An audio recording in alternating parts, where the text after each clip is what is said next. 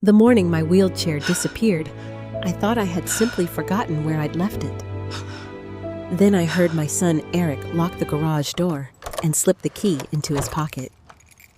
When I asked where my wheelchair was, he looked me straight in the eyes and said, "How could you do this after everything?" "You don't need it It anymore, had to Mom. be done, Mother. You don't need to leave this house." You just can't see that yet. Sitting helpless on the living room floor, unable to reach the front door or even a glass of water, I realized something that chilled me to my core. My own son wasn't trying to protect me. He was making sure I couldn't escape. If this story touches your heart, I'd love for you to stay with me until the end. Please like this video if you believe every parent deserves dignity. Subscribe if stories of courage and justice inspire you, and share your thoughts in the comments.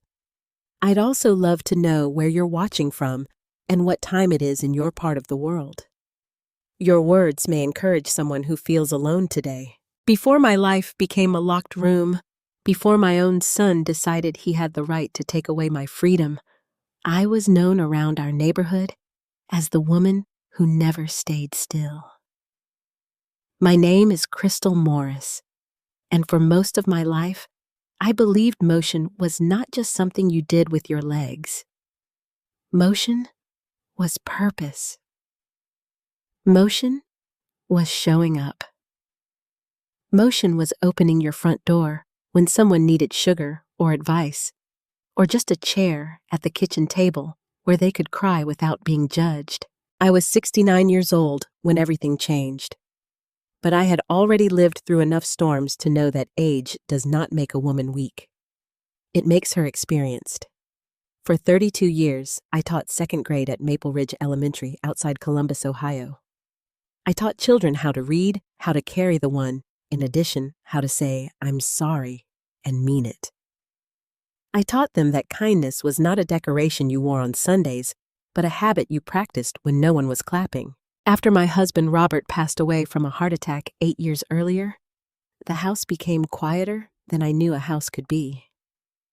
His coffee mug stayed in the cabinet. His old work boots stayed by the basement door for nearly a year before I found the strength to move them. But grief, like winter, does not last forever if you keep walking through it. Only I did not walk for long. 3 years after Robert died, I was coming home from a church fundraiser when a truck ran a red light and struck the driver's side of my car.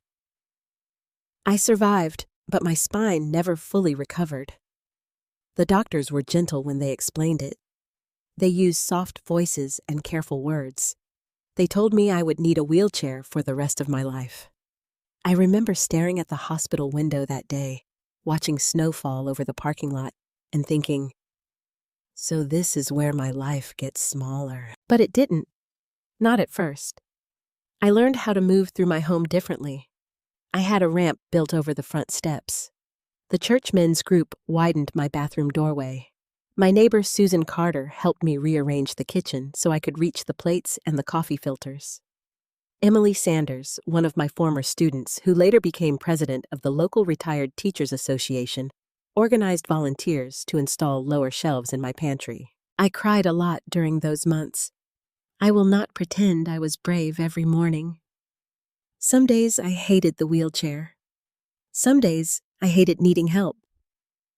Some days I missed the simple dignity of standing at the stove and stirring soup with both feet planted on the floor.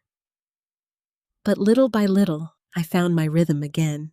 Every morning, I rolled out onto my front porch with a cup of tea and waved to the school bus. The children still waved back, even the ones who did not know me. Every Wednesday, Susan came over with blueberry muffins and gossip from the block.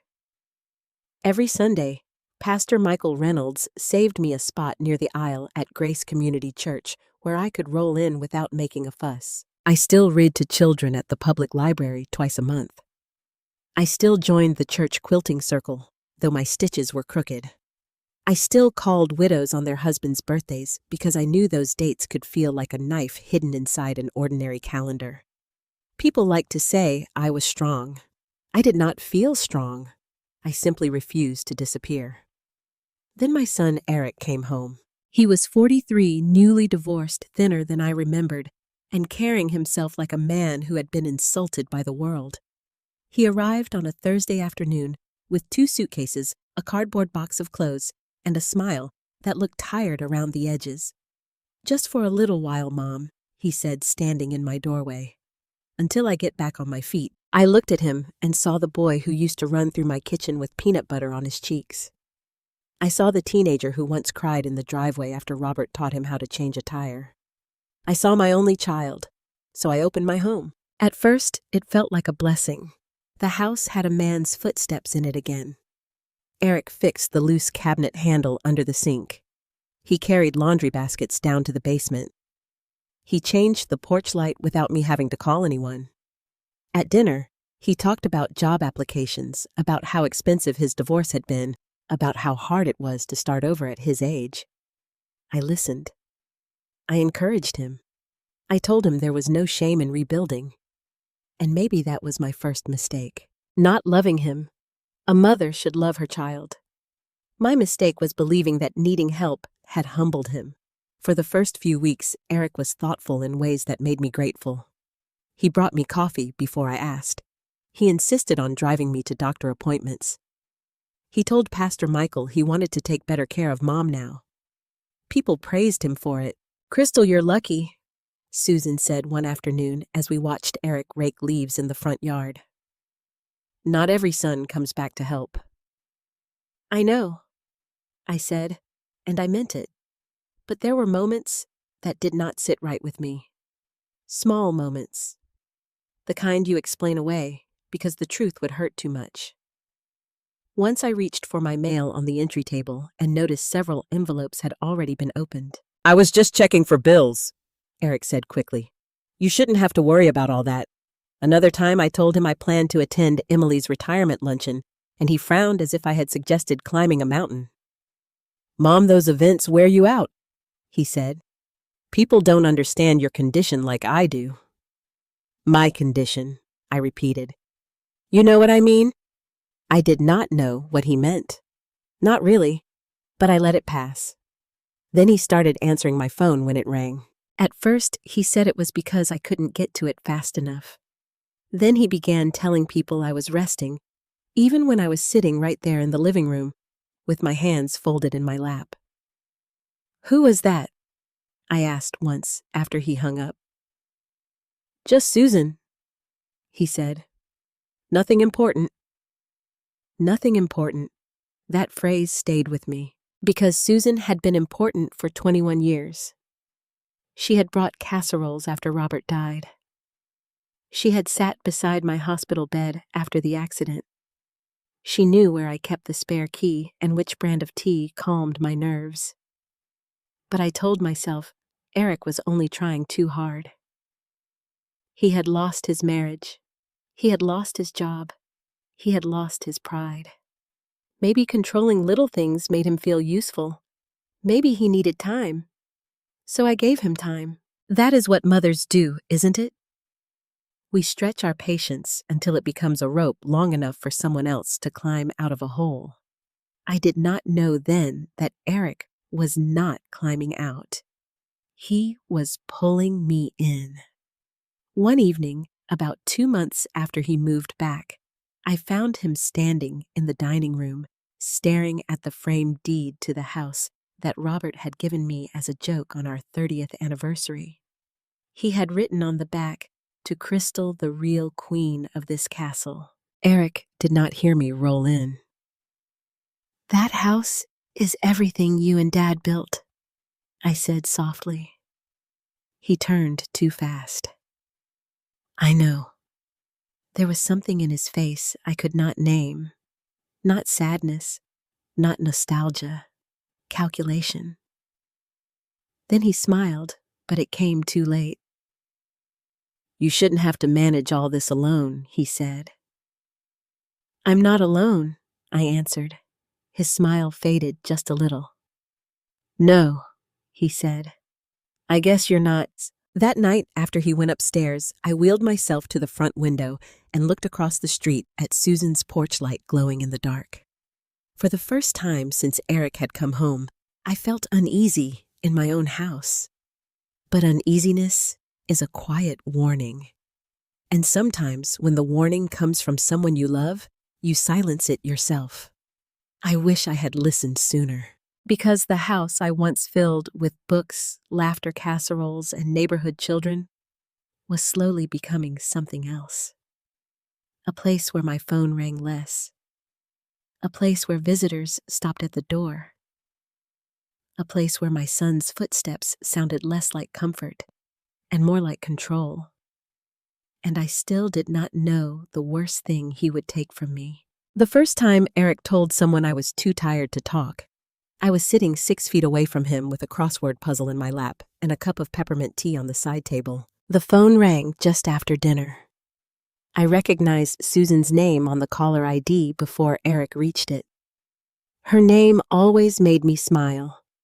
Susan Carter had been my neighbor for more than 20 years, and in all that time, she had never once called without a reason.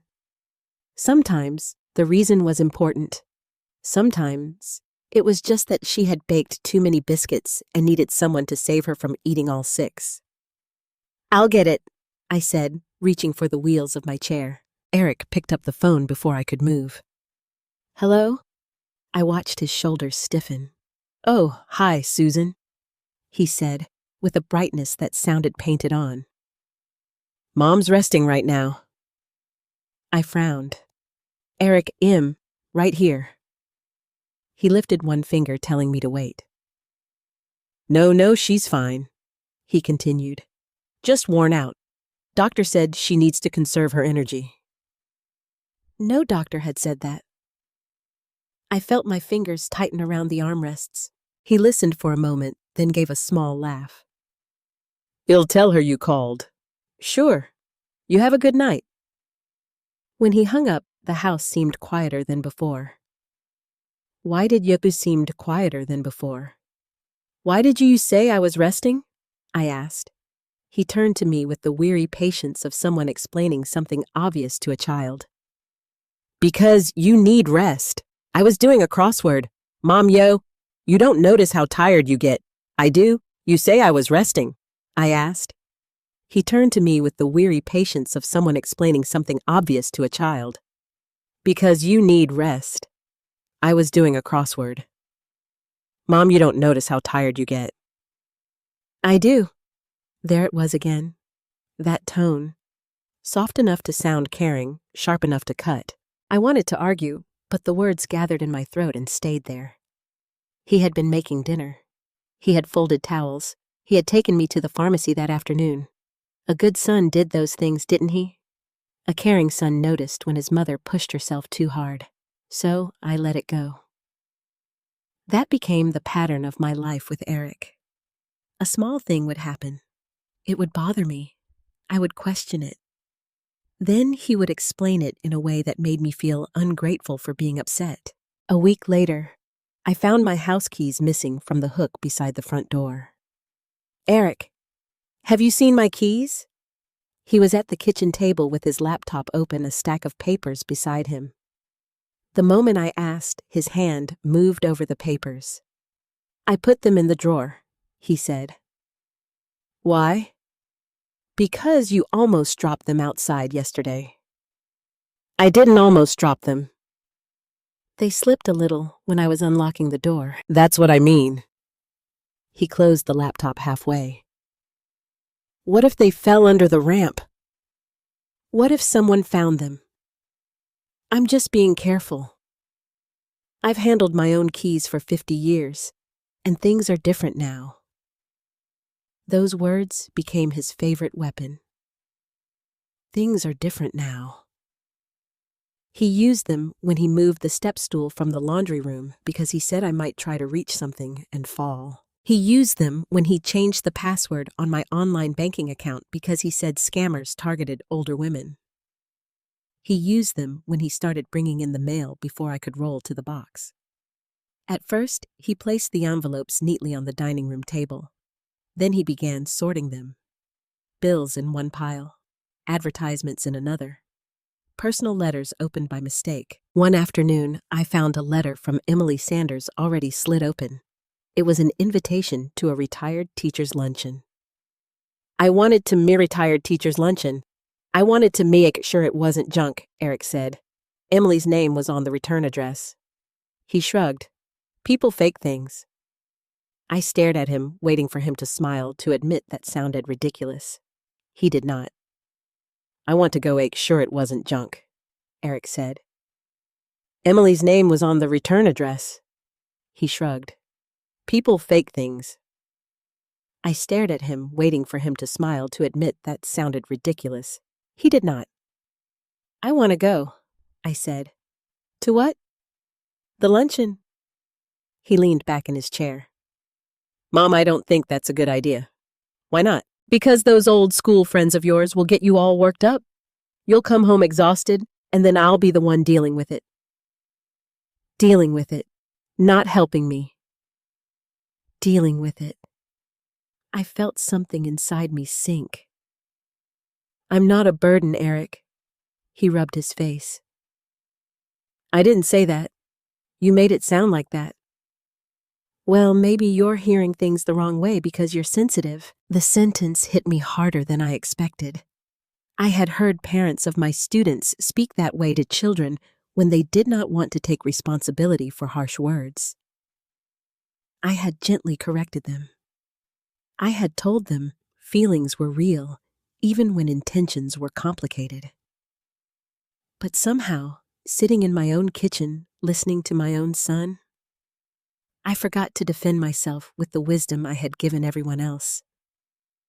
I began apologizing for things that did not need apologies. I'm sorry I worried you. I'm sorry I forgot. I'm sorry I asked. It embarrasses me to admit that now, but shame grows in silence, and I have learned that telling the truth is how you take its power away. Eric did not become cruel all at once. That was what made it confusing. He still brought me coffee in the morning. He still called me Mom in a tender voice when others were listening. He still helped me into the car when he allowed me to go somewhere, but the word allowed had started to live quietly in my mind. I did not ask myself, do I want to go to church? I asked myself, will Eric be upset if I go? I did not ask. Should I call Susan? I asked. Will Eric listen from the hallway? On Sundays, he began finding reasons for us to miss church. The first Sunday, he said the van needed an oil change. The second Sunday, he said the weather looked bad though the sky was bright and blue. The third Sunday, he stood in front of the door with his arms crossed and said, Mom, Pastor Michael means well, but he doesn't understand your health. My health is not his responsibility, I said. Exactly. It's mine. Something about that sentence made my skin go cold. Responsibility can be love, but it can also be ownership if placed in the wrong hands. Susan noticed before anyone else did. She came by on a Tuesday morning with muffins just as she had done for years. I saw her through the front window and felt such relief that my eyes stung. I had not realized how lonely the house had become until I saw a familiar face on the porch. Before I could reach the door, Eric came down the stairs. I'll get it, he said. No, I want to see Susan. He stopped his hand already on the knob. The living room is a mess. It's not. You haven't brushed your hair. I'm nearly 70, Eric. Susan has seen me with curlers and flu. His jaw tightened. Then he opened the door only halfway, keeping his body in the gap like a guard. Morning, Susan, he said. Hi, Eric. I brought blueberry muffins for your mom. That's kind of you, but she's not up for visitors today. I rolled forward. Susan, her face changed when she saw me behind him. Crystal, she called. Are you all right? I'm fine, I said quickly because Eric turned his head and gave me a look I could not understand then, but would later recognize as a warning. She's fine, Eric said. Just tired. Susan did not move. Crystal, I can come in for 5 minutes. Eric's hand tightened on the door. Not today. He took the muffins, thanked her, and closed the door. I sat there staring at the white painted wood. That was rude, I whispered. Eric turned around. No, Mom. What's rude is people thinking they can walk into this house whenever they want. Susan is not people. She's nosy. She is my friend. She is interfering. With what? The question left my mouth before I could stop it. For 1 second, Eric looked startled. Then the tired smile returned. With your recovery, he said. My recovery ended years ago. Not if you stop fighting me. I did not sleep well that night. Rain tapped against the windows and the hallway light glowed under my bedroom door. I could hear Eric moving around downstairs long after midnight. Cabinet doors opened, papers shuffled. The garage door creaked once, then closed. I told myself he was looking for tools. I told myself he was stressed. I told myself every gentle lie a mother tells when the truth is standing too close. The next morning, I decided I would call Susan when Eric went out for groceries. I waited until I heard his car pull from the driveway. Then I rolled to the side table where I always kept my phone. It was gone. I checked the couch cushion, the basket beside my chair, the kitchen counter, the charger by the lamp. Nothing. When Eric came home, I asked him where it was. In my room, he said, putting grocery bags on the counter. Why is my phone in your room? Because you keep getting scam calls. I need my phone. You need peace. No, Eric, I need my phone. He looked at me, then really looked at me, and for the first time, I saw something hard underneath his concern. You have me, he said. Who else do you need? I had no answer. Not because he was right, because I was beginning to understand that my world had become smaller while I was still inside it. First my keys, then my mail, then my friends, then my church, then my phone. Each thing taken with a reason, each reason wrapped in care, each act small enough to excuse until together they formed a cage. And somewhere across the street, Susan Carter had begun watching my closed curtains, my empty porch, and my son standing guard at the door. She knew something was wrong. I only wish I had known how wrong it would become. The morning my wheelchair disappeared began with sunlight. That is what I remember most strangely enough. Not Eric's voice, not the panic, not the cold floor against my hands later. I remember sunlight spilling through the bedroom curtains in a soft yellow stripe across my quilt, making the room look peaceful, almost holy. For one small moment, before memory returned, I thought it was going to be a good day. I had slept badly, but I woke determined. I told myself I would not let Eric's moods decide the size of my world anymore. I would ask for my phone back. I would call Susan. I would tell her I missed her muffins and her laugh and the way she never treated me like glass. I reached for the robe folded over the chair beside my bed, pulled it around my shoulders, and shifted carefully toward the edge of the mattress. My wheelchair was always parked on the right side of my bed, close enough that I could touch the armrest without stretching. My hand met empty air. At first, I thought I was turned around. I blinked hard, still foggy from sleep, and looked down. The space beside my bed was empty. No chair, no wheels, no familiar black armrests. My heart gave one heavy beat. Eric, I called. The house did not answer. I gripped the edge of the mattress and leaned farther, scanning the room. Sometimes Eric moved the chair a few inches when he vacuumed. Sometimes I nudged it with my hip during the night. But it was not near the dresser. Not beside the closet. Not by the bathroom door. It was gone.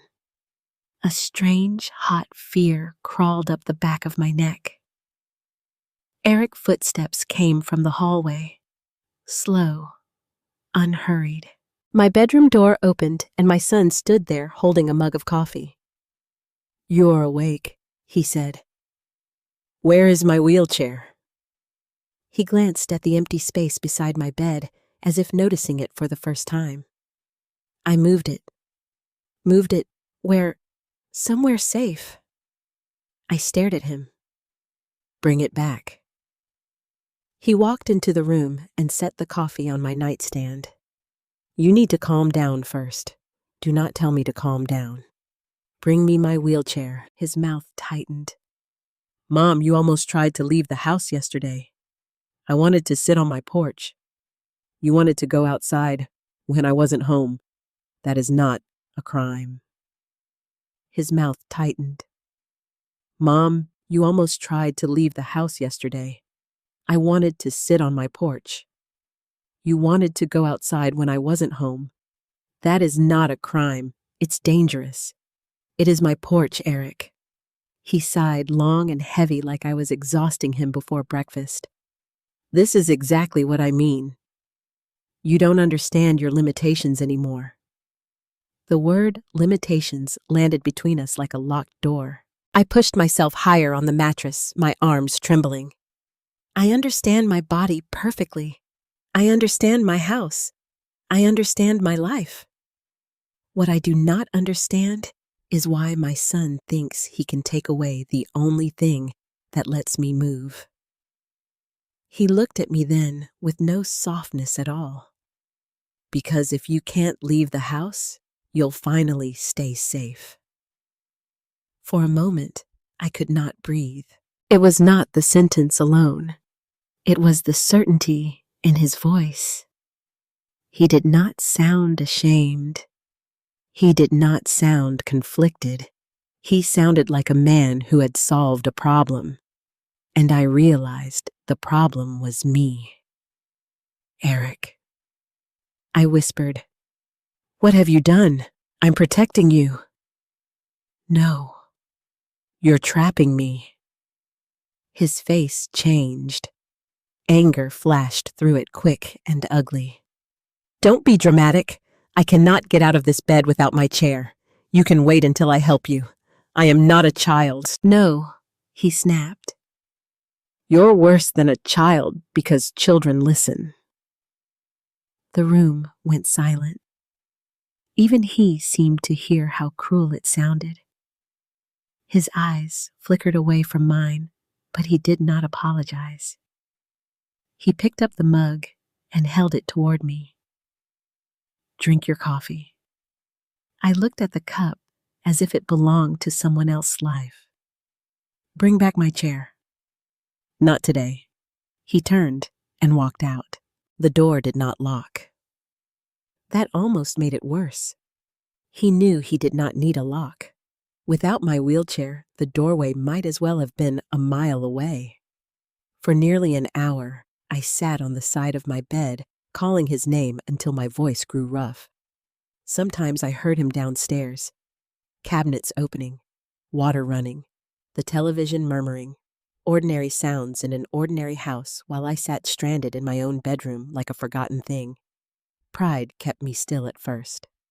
Then thirst moved me. The coffee was out of reach unless I leaned dangerously far. My medication was in the kitchen. My phone was still missing. The bathroom was close, but without the chair, even that short distance became a mountain.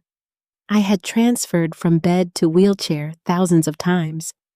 I had learned balance, timing, caution.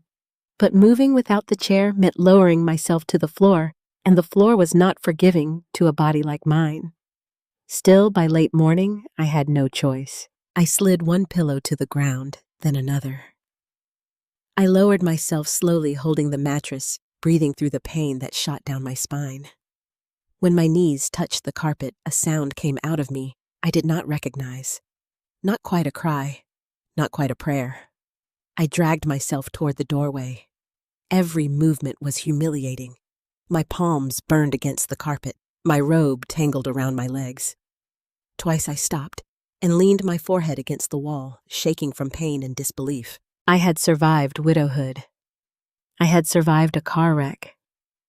I had survived learning my body would never obey me the same way again. But nothing had prepared me for crawling through my own hallway because my son had decided my freedom was inconvenient. At the top of the stairs, I stopped. The staircase fell away in front of me, impossible and cruel. The kitchen was downstairs. The front door was downstairs. The world was downstairs. I sat there on the landing, breathing hard, staring through the rails at the life I could not reach. "Eric," I shouted. He appeared at the bottom of the stairs, looking annoyed. "Why are you on the floor?" I almost laughed. It would have been a terrible laugh. "Because you took my wheelchair. You could have waited. For what permission to exist?" His eyes narrowed. "You're making this harder than it has to be. No, Eric, you are—" He came halfway up the stairs, then stopped. "I'll help you back to bed. I need water. I need my pills. I need my chair. You need to stop fighting me." The way he said it made my stomach turn. Not stop worrying, not stop overdoing it, fighting, as if my desire to move from one room to another was an act of war. He helped me back to my bedroom, but not gently. Not cruelly enough to leave marks, but firmly enough to remind me who had control. He placed me on the mattress, handed me the coffee that had gone cold, and set 2 pills on the nightstand. "Take these. What are they?" "Your morning pills. My morning pills are in the blue organizer. Those are white." He paused. "They're the same. The pharmacy changed the shape. I did not take them." Maybe they were harmless. Maybe they were exactly what he said. But by then, trust had cracked too deeply. "I want to speak to Sousa," and I said, "No. One phone call. No." Maybe they were harmless. Maybe they were exactly what he said. But by then, trust had cracked too deeply. "I want to speak to Susan," I said. "No. One phone call. No." Then, "Pastor Michael." "No." His answer came too fast, too practiced. "Why not?" "Because they'll upset you. They will believe me." His face hardened again. That was when I understood. He was not afraid they would upset me. He was afraid they would believe me. For the next 2 days, my world shrank to the bedroom, the bathroom, when Eric chose to help, and the meals he brought on a tray. He kept the curtains drawn, saying the sunlight gave me headaches. He told people through the door that I was resting. He moved through the house with a confidence that made me feel like a guest in the home Robert and I had paid for brick by brick. On the 3rd morning, I woke before dawn and heard the garage door. A metallic clatter, a wheel bumping against concrete, then a lock clicking shut. My breath caught. The garage. He had put my wheelchair in the garage. I waited until his car pulled out of the driveway later that morning. Then I did something I had not done since the week after my accident. I lowered myself to the floor again. This time, I did not cry. I dragged myself down the hallway inch by inch toward the front bedroom window. The curtains were heavy, but I pulled at them until a slice of daylight opened. Across the street, Susan Carter was standing on her porch in a pink cardigan holding a watering can. I pressed my palm to the glass. At first, she did not see me. I tapped. Once, twice, then harder. Her head turned. Even from across the street, I saw her body go still. I mouthed her name. Susan. Her watering can slipped from her hand, spilling water across the porch boards. Before I could do anything else, Eric's car turned back into the driveway. I heard the engine, the slam of the door, the key in the lock. I dropped the curtain and pulled myself backward, my heart pounding so hard I thought it might break through my ribs. Eric stepped into my room minutes later. His eyes went straight to the curtain, then to me on the floor. For a long moment, neither of us spoke. Finally, he smiled. But it was not my son's smile. It was the smile of someone who had realized his secret had nearly escaped. "We're going to have to make some changes," he said. And outside, somewhere beyond the glass, I prayed Susan had seen enough. The first thing Susan Carter did was not call the police. For a long time, I wondered why. Later, when she told me the truth, I understood. She had lived long enough to know that people who control others are often very good at sounding reasonable to strangers.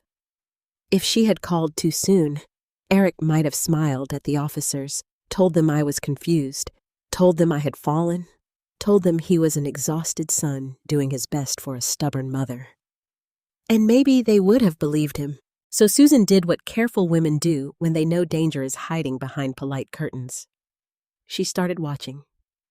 From my bedroom window, I had only seen her for a few seconds that morning. Just long enough to know she had seen me on the floor. Just long enough to see the horror cross her face before Eric's car returned, and I dropped the curtain like a guilty child. After that, Eric became worse. He moved me from my bedroom to the downstairs guest room the next day, saying stairs were no longer safe. It should have made things easier. The kitchen was closer. The front door was closer. But without my wheelchair closer did not mean reachable. It only meant I could hear more of the life I was being denied. He took the curtains off the front window and replaced them with heavy blinds he kept tilted downward. He moved the small side table away from my bed so I could not reach the lamp cord. He carried my meals and stood there while I ate and carried the tray away as if I were a patient in a facility instead of a woman in her own home. On the second afternoon, there was a knock at the door. 3 firm taps. My whole body went still. Eric was in the kitchen. I heard the refrigerator close, then his footsteps moving toward the entry. I pushed myself higher against the pillows. The door opened. "Good afternoon," Susan said. Her voice was cheerful, but I knew Susan. There was steel underneath it. "Hi, Susan," Eric replied. "Not a good time. I won't stay long. I just wanted to check on Crystal. I haven't seen her on the porch in days. She's resting." "So you've said." There was a pause. "I beg your pardon?" Eric asked. "I said that's what you've said. Several times now." I held my breath. Eric gave a small laugh. "Well, recovery has good days and bad days." "Recovery from what?" Another pause. "Her condition," he said. "Crystal's been using a wheelchair for years, Eric. That's not new." My heart beat harder. I wanted to call out, but fear pinned my mouth shut. Eric had already warned me that morning. "If you embarrass me in front of people," he had said while tightening the lid on my water bottle so much I could barely open it, "you'll only make them think you're unstable." "If you embarrass me in front of people," he had said while tightening the lid on my water bottle so much I could barely open it, "you'll only make them think you're unstable." Unstable. That word had followed me all day. At the door, Susan said, "May I see her? She's asleep." "Then he'll wait." "No," Eric said too quickly. "You won't." The cheer left Susan's voice. "Eric, I saw her at the window yesterday." I closed my eyes. Silence filled the house. When Eric spoke again, his tone had changed. It was lower, colder. "You saw my mother having a bad morning. That's all. I saw her on the floor. She slipped." "Then why didn't you call me? Why didn't you call anyone?" When Eric spoke again, his tone had changed. It was lower, colder. "You saw my mother having a bad morning. That's all. I saw her on the floor. She slipped." "Then why didn't you call me? Why didn't you call anyone?" "Because, unlike some people, I don't enjoy making private family matters into neighborhood entertainment." The words hit me even from the guest room. Private family matters. That is how abuse hides. Behind family, behind privacy, behind the belief that love gives someone the right to control what no stranger ever could. Susan did not shout. That was one of her gifts. She could make calm sound more dangerous than anger. I am going to ask you one more time, she said. May I see Crystal Gnome? Then please tell her I came by. I will. And tell her I'll come again tomorrow. Eric shut the door. Hard. His footsteps came toward the guest room. I quickly lowered my head onto the pillow and pretended I had not heard. He stood in the doorway for a long moment. She's becoming a problem, he said. I opened my eyes. Susan loves me. Susan is bored. She is worried. She needs to mind her business. I am her business, I said quietly. I have been her friend for 21 years. Eric walked closer. You don't understand what people like Susan do. They get involved. They twist things. They make calls. Then suddenly, empty he bad guy for trying to keep you safe. Eric walked closer. You don't understand what people like Susan do. They get involved. They twist things. They make calls. Then suddenly, I'm the bad guy for trying to keep you safe. If you are keeping me safe, give me back my wheelchair. His face went blank. I'm done talking about that. But Susan was not done. The next morning, she came again. This time, she brought Pastor Michael Reynolds. I heard his voice through the door, gentle but firm. Eric, the church family is concerned. Your mother hasn't attended service in weeks. She's not well. Then perhaps she would appreciate prayer. She can pray without an audience. May I hear that from her? No. Eric. My mother is tired. She is confused. And frankly, Pastor, she gets worked up when people question how I care for her. I pressed my hands together so tightly my knuckles ached. I wanted to scream. I wanted to say, I am here. I am not confused. He took my chair. But the guest room door was partly closed, and Eric had positioned himself between me and the world again. Pastor Michael did not push as hard as Susan had. He was a good man, but cautious. He said he would pray for us. He said he hoped to see me soon. Then his footsteps faded down the porch. A few minutes later, Susan's voice returned quieter. Eric, tell Crystal I love her. He did not answer. That night he yelled for the first time. Not loudly enough for neighbors to hear, but loudly enough to make my body remember fear. You think I don't know what you're doing, he said, standing over me while I sat on the edge of the bed. You're making faces at windows. You're getting Susan all worked up. You want people thinking I'm some kind of monster. I looked down at my hands. Then stop behaving like one. The words slipped out before I could stop them. His expression changed so fast, I thought he might strike me. He did not. Instead, he leaned close enough that I could smell coffee on his breath. Be careful, Mom, he whispered. People are already starting to think you're not yourself. A chill moved through me. What does that mean? It means I'm the one everyone will ask. I'm the one living here. I'm the one taking care of you. And if I tell them you're having memory problems, mood swings, paranoia, you wouldn't. He smiled sadly like I had disappointed him. I don't want to, but you keep forcing my hand. That night, I lay awake in the dark, staring at the ceiling. The house creaked around me. A car passed outside. Somewhere a dog barked twice. Normal sounds. Free sounds. I thought of my old classroom of children raising their hands, trusting me to know the answer. I had no answer now. Only one thought repeated in my mind. Susan, please don't give up. She didn't. On the fourth day, Eric left just before noon. He told me he was going to the pharmacy. Before he left, he pushed a heavy armchair in front of the guest room door. Not enough to seal me in, but enough that I could not open it fully from my side. When his car pulled away, I heard nothing for several minutes. Then a soft tap came at the window. Not the front door, the guest room window. I turned my head. Susan's face appeared beyond the glass. She was crouched beside the bushes, wearing a navy raincoat, even though the sky was clear. Her eyes were wide, wet, determined. I almost broke apart at the sight of her.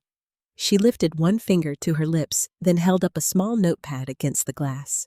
"Are you safe?" I shook my head. Her face tightened. She flipped the page. "Did he take your wheelchair?" Tears blurred my vision.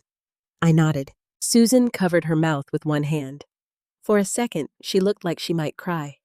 Then she became still again, focused. She wrote quickly. "Where is it?" I mouthed the word. "Garage." She pointed toward the side of the house. I nodded again. Then I heard a sound that made my stomach clench. Eric's car. Susan heard it too. She ducked low beneath the window, disappearing behind the shrubs, just as tires rolled into the driveway. I wiped my face with the sleeve of my robe and leaned back against the pillow. Eric entered the house whistling. He moved the chair from the door and stepped inside, carrying a small white pharmacy bag. "Feeling better?" he asked. I looked at him, at the son I had raised, at the man who now measured my freedom in locked doors and hidden keys. "Yes, I lied. A little."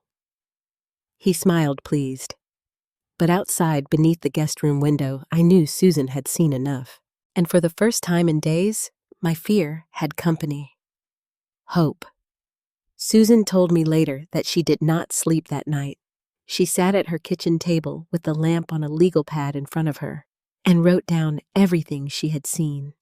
The dates I stopped appearing on the porch, the times she came by and Eric refused to let her in, the morning she saw me on the bedroom floor, the message I gave her through the guest room window. "Did he take your wheelchair?" "Yes." "Where is it, garage?" Susan had been a secretary at a law office for nearly 25 years before she retired. She knew the difference between a feeling and a record. Feelings could be dismissed.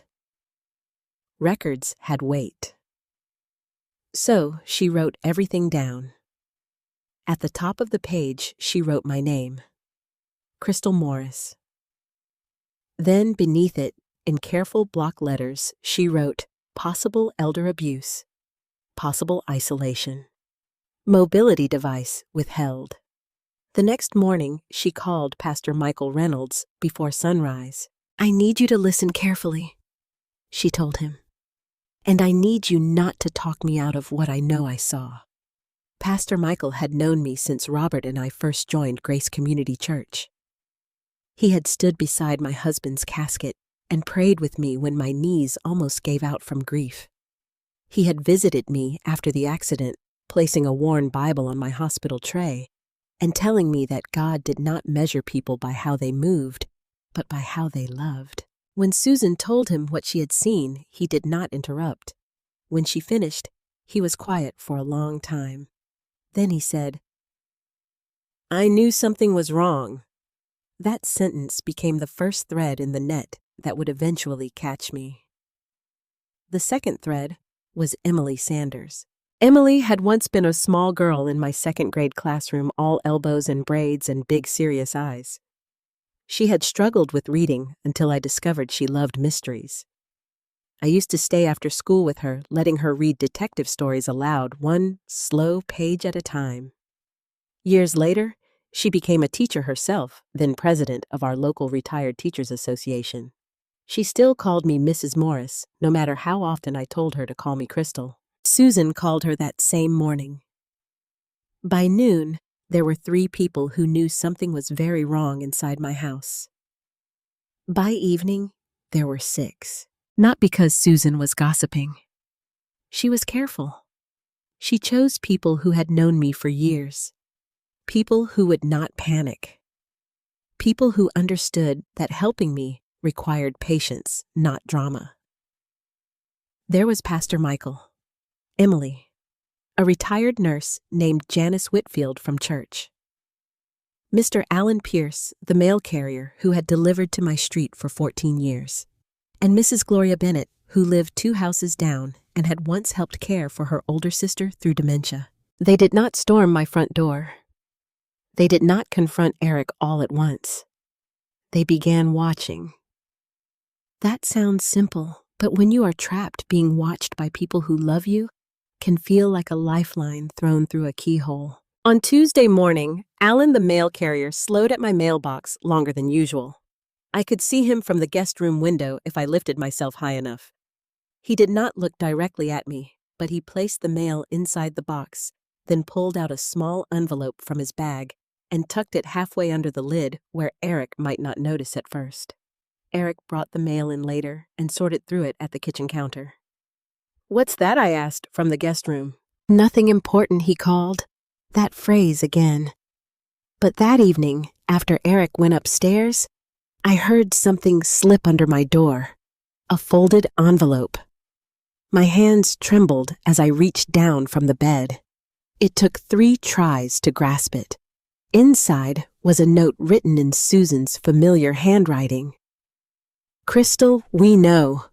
Tap the window twice tomorrow if you need food or medicine. Tap 3 times if you are in immediate danger. We are not leaving you alone. Love, S." I held that note against my chest and cried without sound.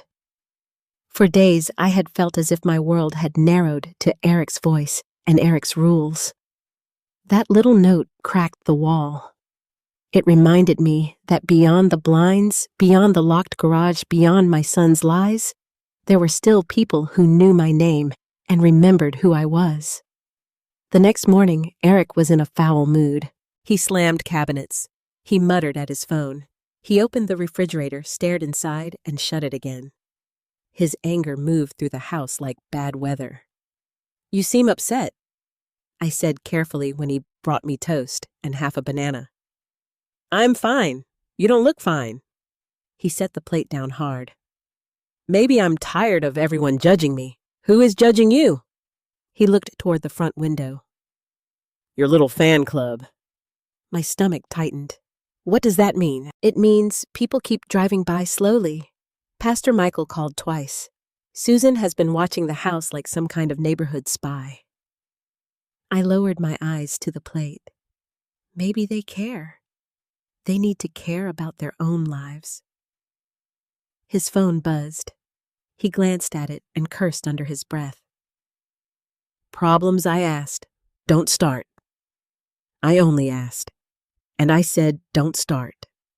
His anger was no longer hidden under concern.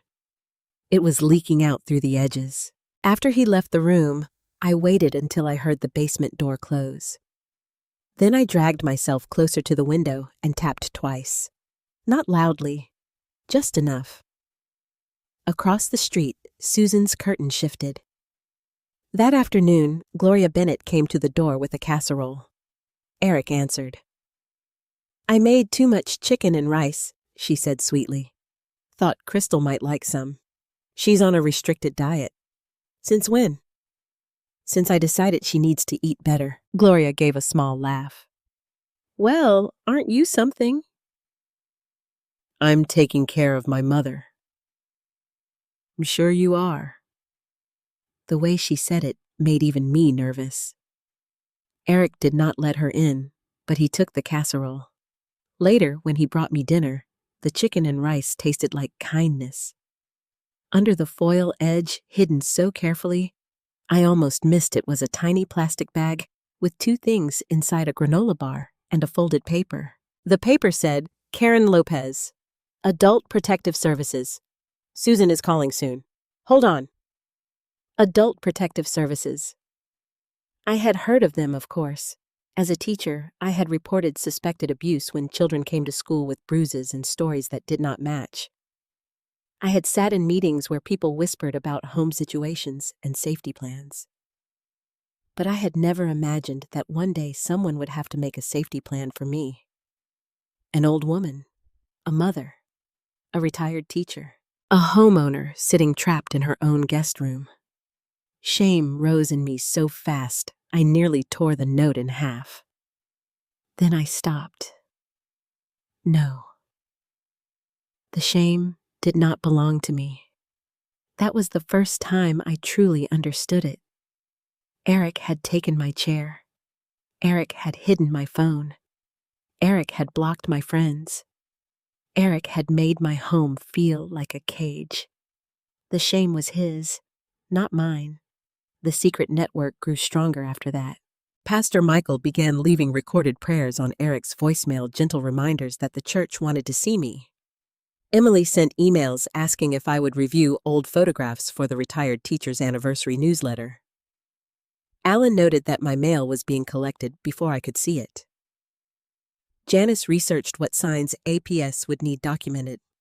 Susan kept her legal pad on the kitchen table and added to it every day. Inside the house, I became braver in tiny ways. I hid Susan's first note inside the lining of my pillowcase. I saved the wrapper from the granola bar as proof someone else had reached me. I memorized dates. I counted the days since my wheelchair vanished. I listened for Eric's phone calls and caught fragments. No, she can't sign anything right now. She's not thinking clearly. I just need a little more time. Those words frightened me more than his anger. Sign anything, not thinking clearly. More time. There was a plan forming around me, and I was still trapped inside the center of it. One evening, Eric came into the guest room holding a folder. "We need to talk," he said. My body went cold. "About what?" "Your future." "I'm living my future." He sat in the chair near the bed. "Mom, this house is too much for you. It was not too much before you moved in." His eyes sharpened. "That's unfair." "So is taking my wheelchair." He closed the folder slowly. "You keep going back to that because I still don't have it. You keep proving why." I looked at the folder. "What are those papers?" "Options." "What kind of options?" "Assisted living, care facilities, places where you could get professional help." "I do not want a facility. You don't know what you want." "Yes, I do." "No, Mom," he said, leaning forward. "You know what you used to want. But things are different now." I stared at him, and something inside me finally hardened. Things are different now. He had used that sentence to shrink my world. Now I used it silently to strengthen myself. Yes, things were different. Because Susan knew. Pastor Michael knew. Emily knew. The community was waking up, and for the first time since my wheelchair disappeared, Eric was not the only person making plans. He stood, folder tucked under his arm. "We'll talk again when you're more reasonable." After he left, I waited until the hallway went dark. Then I tapped 3 times on the window. Not because I was in immediate physical danger that moment, because I finally understood something. If Eric had papers, if he had plans, if he wanted me declared confused and moved away, then danger was no longer coming. It was already inside my house. Across the street, Susan's porch light blinked once, then twice. A signal. "We see you." And in that small flash of light, I felt the first real breath of rescue. By the end of that week, my absence had become louder than Eric expected. That was the thing he did not understand about community. He thought people only noticed big disasters. Ambulances, police cars, broken windows, screaming in the street. But good neighbors notice small silences. They notice when a porch chair stays empty. They notice when a woman who used to wave every morning stops opening her curtains. They notice when the mailbox is emptied too quickly, when the church pew near the aisle stays vacant, when the retired teacher who never missed a luncheon suddenly has no voice of her own. Eric thought he had hidden me. Instead, he had made everyone look closer. On Sunday morning, while I lay in the guest room, listening to the faint sound of church bells from blocks away, Pastor Michael Reynolds stood before the congregation at Grace Community Church and paused before the prayer list. I learned this later from Emily. He adjusted his glasses, looked out over the pews, and said, "Before we pray, I want us to remember someone who has spent many years praying for others. Crystal Morris has not been able to join us lately, and I believe we should hold her close today." People nodded, some bowed their heads, but Pastor Michael continued, And if any of you have been blessed by her kindness, I ask you not only to pray, but to remember what it means to show up for someone who once showed up for you.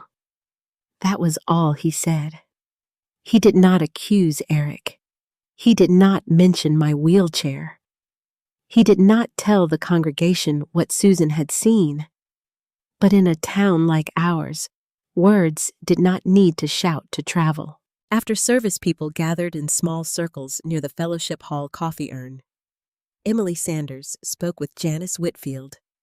Mrs. Gloria Bennett whispered to two women from the quilting group. Alan Pierce, who did not attend that church but knew everyone on his mail route, heard about it before noon. By Monday, more people were asking about me. Eric hated it. I could tell from the way he moved through the house. His steps became sharp. He checked the blinds again and again. He looked through the peephole before opening the door. His phone seemed to ring constantly, but he answered fewer calls. When he came into the guest room with lunch, his jaw was clenched. "Your pastor called again?" he said. I looked at the bowl of soup on the tray. That was kind of him. It's harassment. "Concern is not harassment." He set the tray down. "You don't see what they're doing?" "What are they doing?" "Turning people against me." I lifted my eyes to his. "No, Eric, you are doing that yourself." For a moment, I thought he might throw the bowl. His fingers curled around the edge of the tray and the soup trembled. Then he smiled. That smile frightened me more than anger. "You always did know how to make me the villain," he said. My heart twisted. "I spent my whole life trying not to see you that way." He looked away first. After he left, I heard him on the phone in the kitchen. "She's confused," he said. "No, not all the time. It comes and goes. She gets emotional. She exaggerates." A pause. "I'm handling it." Another pause. "No, I don't think visitors are good for her right now." I closed my eyes. Visitors. He said the word as if my friends were strangers trying to break into a hospital room. But outside, the town kept asking questions. On Tuesday, Emily Sanders came to the house with a folder of old school photographs. I could hear her bright professional voice from the front door. "Hi, Eric. I'm putting together the retired teacher's anniversary display. Your mom promised me years ago she'd help identify some of these students. My mother isn't up for that. It won't take long. She's sleeping. It's 2 p.m. She had a rough night. I can wait." "No," Emily's voice changed then. It lost its politeness. "Eric, I was 8 years old when your mother taught me how to read. I know her voice. I know her mind. And I know she would never ignore this many people unless something was wrong. She's old, Emily." The word struck me like a slap. Old, not tired, not healing, not resting. Old, as if age itself erased my choices. Emily was quiet for 1 second too long. Then she said, "Be careful how you speak about the woman who raised you." The door closed a moment later. Eric came into my room so fast I flinched. "You're enjoying this, aren't you?" he demanded. "Enjoying what? All these people acting like you're some saint and I'm the devil." "I never asked them to come. You didn't have to. You trained them for years." I stared at him confused. "Trained them to worship you. Crystal Morris, the perfect teacher, the perfect church lady, the perfect neighbor. Everybody's favorite little helper." His bitterness was so raw, so old, that for a moment I saw something beyond greed and control. I saw resentment that had been growing in shadows for years. "Is that what this is about?" I whispered. "You think I loved other people more than you?" His eyes flashed. "Don't twist this. I am asking you. You always had time for everyone," he said. "Students, widows, church people, neighbors. But when I messed up, when I needed help, you looked disappointed." Pain moved through me. "Eric, I helped you every time you asked." With advice, he snapped. With prayers, with little speeches about responsibility. Because I wanted you to stand on your own. Well, look where that got me. The words hung between us. There it was. Not the whole truth, but a piece of it. Eric did not just want my house. He wanted repayment for every wound he believed life had given him. And somehow in his mind, I had become the person who owed him. That afternoon, he took the folder he had shown me before and locked it in the hall closet, but not before I saw the corner of a brochure slip out.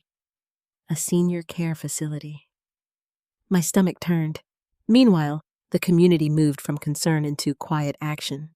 Mrs. Gloria began walking her small white dog past my house 3 times a day, though everyone knew that dog hated walking. Alan Pierce started noting whether Eric took in my mail before or after delivery.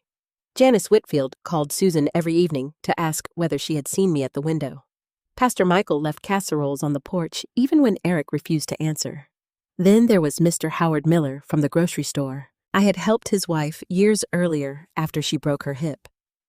I had organized meals for them, driven her to appointments before my accident, and sat with Howard when he cried because he did not know how to braid his wife's hair after surgery.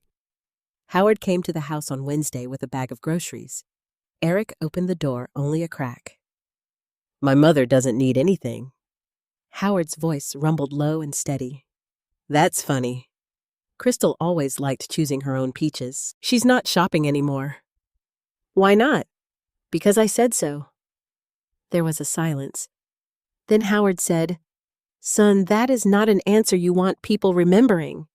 Eric slammed the door. But people did remember. That evening, Susan tapped twice on the window while Eric was in the shower. I had been waiting. My hands were shaking from weakness, but I managed to pull myself close enough to see her crouched by the bushes. She held up a note. "A P.S. tomorrow or Friday. We need you to stay strong." I pressed my palm to the glass. She pressed hers to the other side. For a moment, the window felt like the thin line between captivity and rescue. I could see her face clearly now. She looked tired. Her hair was tucked unevenly behind one ear. Her eyes were red. She had aged in those days, too. Worry does that. But she had not turned away. The next day, something happened that changed the entire neighborhood. A little girl named Ava from 2 houses over stood at the end of my driveway with a library book in her hands. She was 7, maybe 8, with pink glasses and 2 uneven ponytails.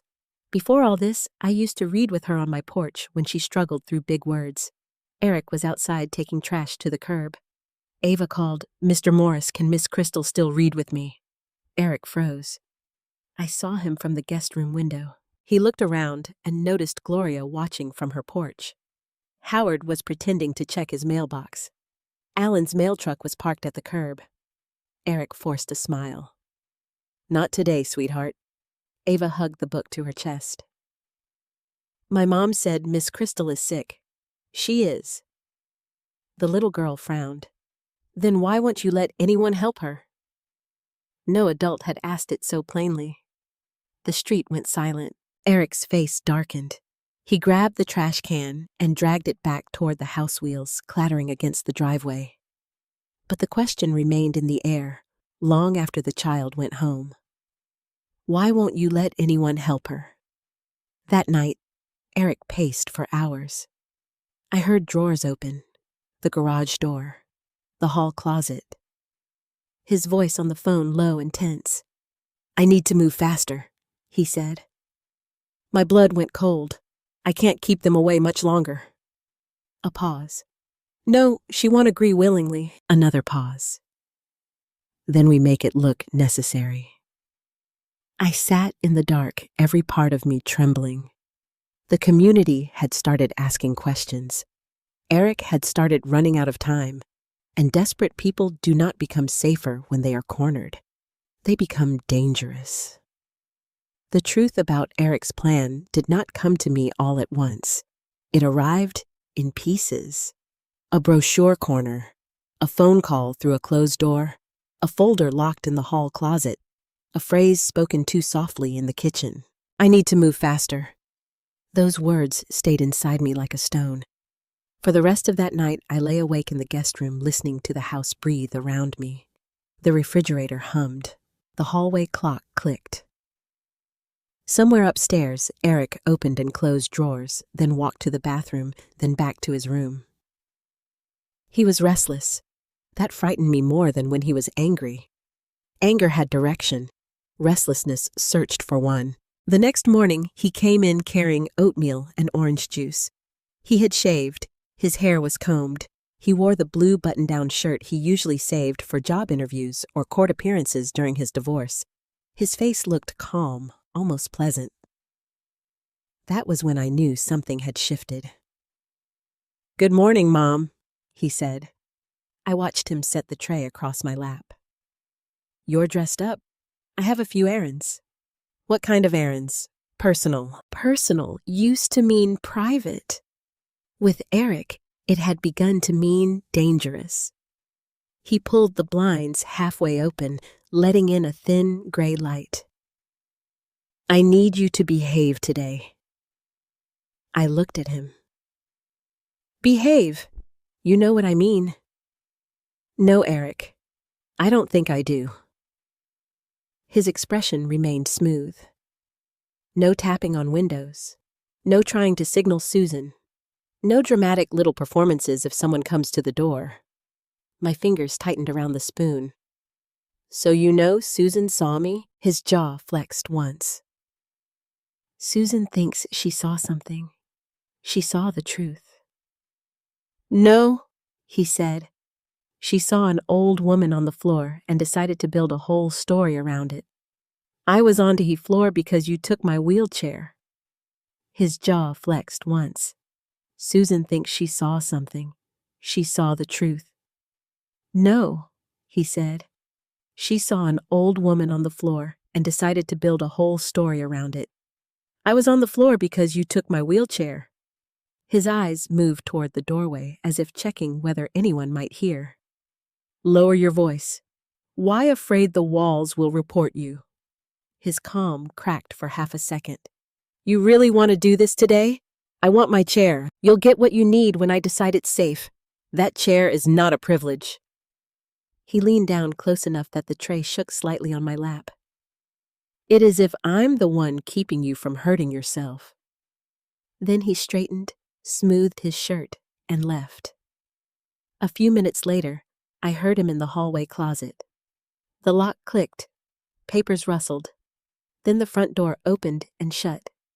His car pulled away. I waited.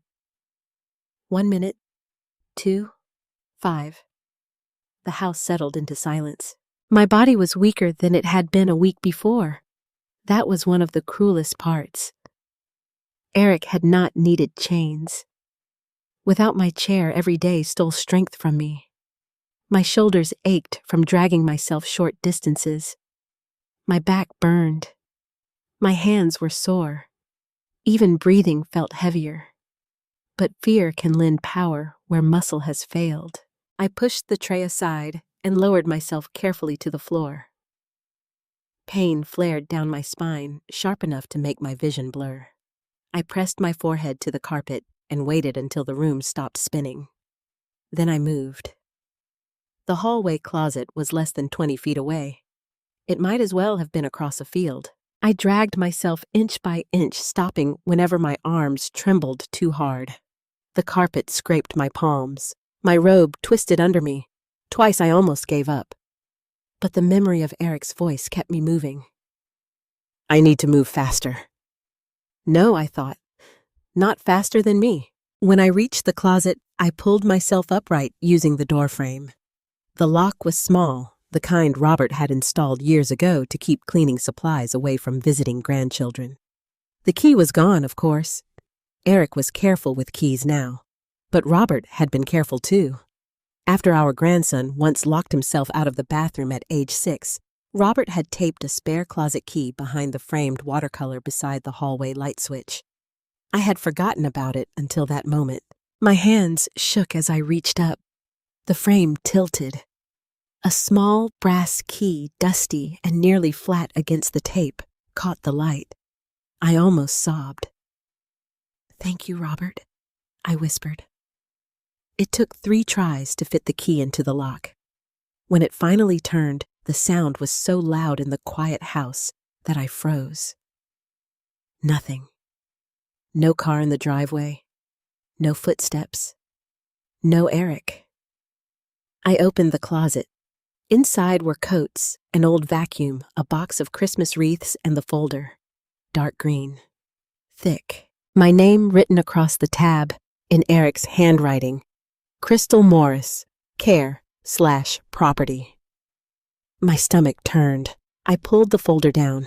Paper spilled across the floor around me. At first, my eyes could not make sense of them. Too many words. Too many official-looking headings. My hands shook as I sorted. Then I saw the first document. Application for Residential Assisted Living Placement. My name was typed in the blank. Crystal Elaine Morris. Below it, in the section marked Reason for Placement, someone had written cognitive decline, mobility, dependence, inability to safely remain at home. Cognitive decline. I slapped my palm over my mouth to keep from crying out. There were more. A printout from a care facility called Meadowbrook Senior Living, a checklist for admission, a page about transferring medical decision-making authority, a blank form for power of attorney, and beneath those, something worse, a real estate market analysis for my house. My house. The home Robert and I had bought when Eric was 9 years old. The home where I had planted tulips by the mailbox. The home where my husband had died in his sleep, where I had learned to live again after the accident, where neighbors had built my ramp, and children had sat on my porch reading library books. Eric had printed a home value estimate. He had circled a number in red ink.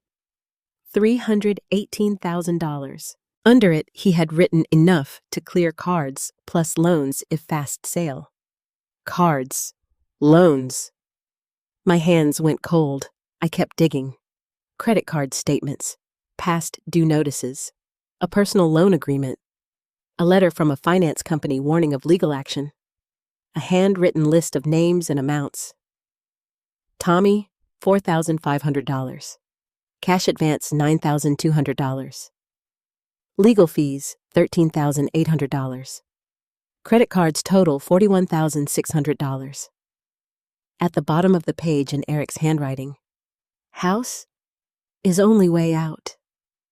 For several seconds, I could not move. There are moments when betrayal becomes so large that your mind refuses to hold it all at once. I had believed Eric wanted control. I had believed he was ashamed, bitter, angry, overwhelmed. But this was not only anger. This was a plan. He had not moved back home because he loved me. He had moved back because my house had become an answer to his debts. My wheelchair was in the garage because my independence was a threat to his paperwork. My phone was gone because my voice was dangerous. My friends were blocked because witnesses could ruin everything. My own son had turned my body into evidence against me. If I could not move, he could say I could not live alone. If I was isolated long enough, he could say no one visited because I had declined. If I became frightened or emotional, he could say I was confused. And if he could make enough people believe that he could move me out and sell the house before anyone understood what had happened. A sound escaped me then. Small. broken. Not because of the money, because I finally understood that Eric had looked at me, his mother, and seen an obstacle. I gathered the papers with shaking hands. I knew I could not take all of them. If Eric came home and noticed, he would know. But I needed proof. Something. Anything. I pulled the real estate analysis from the stack and folded it into the pocket of my robe. Then I took the page with the handwritten debts and tucked it inside the lining of my slipper. Before I could put the rest back, a car door slammed outside. My heart stopped. Eric. I shoved the papers into the folder. Not neatly, not the way he had left them. My hands were too clumsy. I pushed the folder back into the closet, closed the door, and turned the key just as the front lock clicked. There was no time to get back to the guest room. I dragged myself toward the hallway wall and leaned against it, pretending I had only tried to reach the bathroom. Eric stepped inside carrying a paper bag and a bottle of water. He saw me immediately. The smile vanished from his face. "What are you doing?" "I needed the bathroom." "The bathroom is the other way." "I got dizzy." His eyes moved to the closet, then back to me. For one terrifying second, I thought he knew. He walked slowly toward me. "Did you open that closet?" "No." My voice sounded thin. He stood over me. "Crystal." He had stopped calling me Moem when he wanted to scare me. I said no. He walked slowly toward me. "Did you open that closet?" "No." My voice sounded thin. He stood over me. "Crystal." He had stopped calling me Mom when he wanted to scare me. I said no. He crouched and looked into my face. His eyes searched mine like hands patting down a prisoner. Then he took the key from the lock. I had forgotten to hide it. The room tilted. Eric held it up between two fingers. "Where did you get this?" I said nothing. His face changed. Not rage yet, something colder. Realization. He opened the closet and pulled the folder down. Papers slid out unevenly. He flipped through them fast, too fast, breathing harder with every page. Then he turned to me. "What did you take?" "Nothing." He crossed the hallway in 2 steps and grabbed my robe pocket. The folded market analysis came out in his hand. For the first time since this began, I saw panic in his eyes. "You had no right," he said. I stared at him from the floor. "No right to know you plan to sell my home. It's not like that. It is exactly like that. You don't understand what I owe. I understand enough." I stared at him from the floor. "No right to know you plan to sell my home? It's not like that. It is exactly like that. You don't understand what I owe." "I understand enough." His voice rose. "No, you don't. You never understood what it felt like to be drowning while everyone thought you should just swim harder. So you decided to drown me instead." The words stunned him. "Good. Let them." He stepped back, breathing hard, the papers shaking in his fist. "I was going to make sure you were cared for. You were going to make sure I was out of the way." His mouth opened, but no answer came. Outside, a car slowed near the curb. Susan, maybe? Or Gloria? Or Alan? Eric heard it too. His eyes flicked toward the blinds. In that moment, the truth became clear to both of us. He was losing control, and my wheelchair locked somewhere in that garage was no longer just a chair. It was proof. Proof that I had been mobile. Proof that he had taken my freedom on purpose. Proof that his story about my helplessness was a lie he had built with his own hands. He gathered the papers and shoved them back into the folder. Then he bent close to me, his voice barely more than a whisper. "You are going to regret making me your enemy." Tears filled my eyes, but I did not look away. "No, Eric," I said. "I regret not seeing that you had already made me yours." His face hardened. Then he lifted me from the floor with rough arms and carried me back to the guest room. But he did not know about the second paper, the handwritten debt list tucked inside my slipper. And he did not know that when he carried me past the window, I let my foot drag just enough for the folded page to slip beneath the curtain where Susan could see it later if she came close. That night, my wheelchair remained locked in the garage, but Eric's secret was no longer locked with it. The paper in my slipper felt heavier than it should have. It was only one folded sheet creased and warm from being hidden against my foot. But to me, it felt like evidence, warning, and confession all pressed into one thin page. Eric had taken back the real estate analysis. He had searched my robe pocket, checked under my pillow, even lifted the mattress while pretending he was straightening the room. But he had not checked my slipper. That was the first mercy. The second mercy was Susan Carter. That evening, rain began tapping lightly against the windows. Eric hated rain. It made him restless, and restless made him careless. He paced the kitchen, answered 2 phone calls in sharp whispers, then went upstairs to shower. The moment I heard the water start, I dragged myself to the guest room window. Every movement hurt.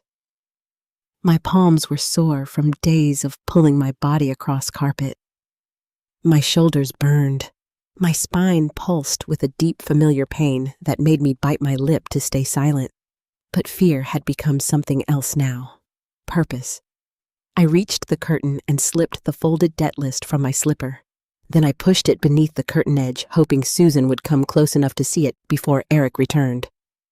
For 10 minutes, nothing happened. The shower stopped. I froze. Then, just as I was about to pull the paper back, a shadow moved outside the window.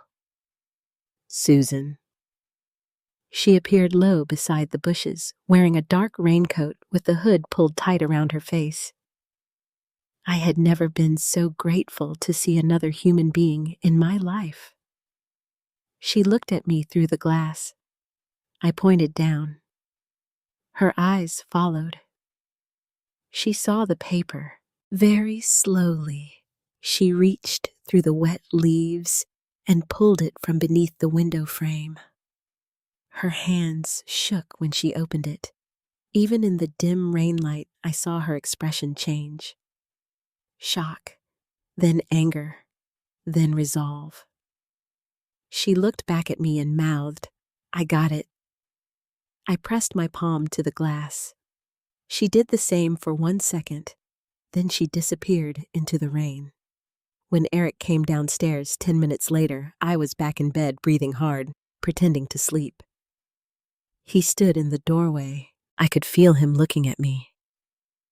"You awake?" I kept my eyes closed. He stepped inside. The floorboards creaked beneath him. He came close enough that I could smell soap and aftershave. For one terrible moment, I thought he would check the window. Instead, he whispered, "You should have trusted me, Mom." The old tenderness in that word almost broke me. Mom. As if he had not turned my love into a weapon. After he left, I opened my eyes and stared into the dark. "No, Eric," I thought. "You should have deserved it." Across the street, Susan did exactly what she had promised herself she would do.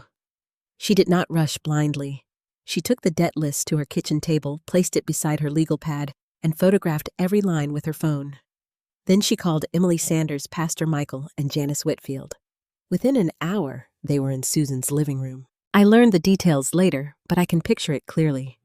Susan's old floral couch, Pastor Michael standing with his hands on the back of a chair, his face grave. Emily holding the paper like it might burn her fingers.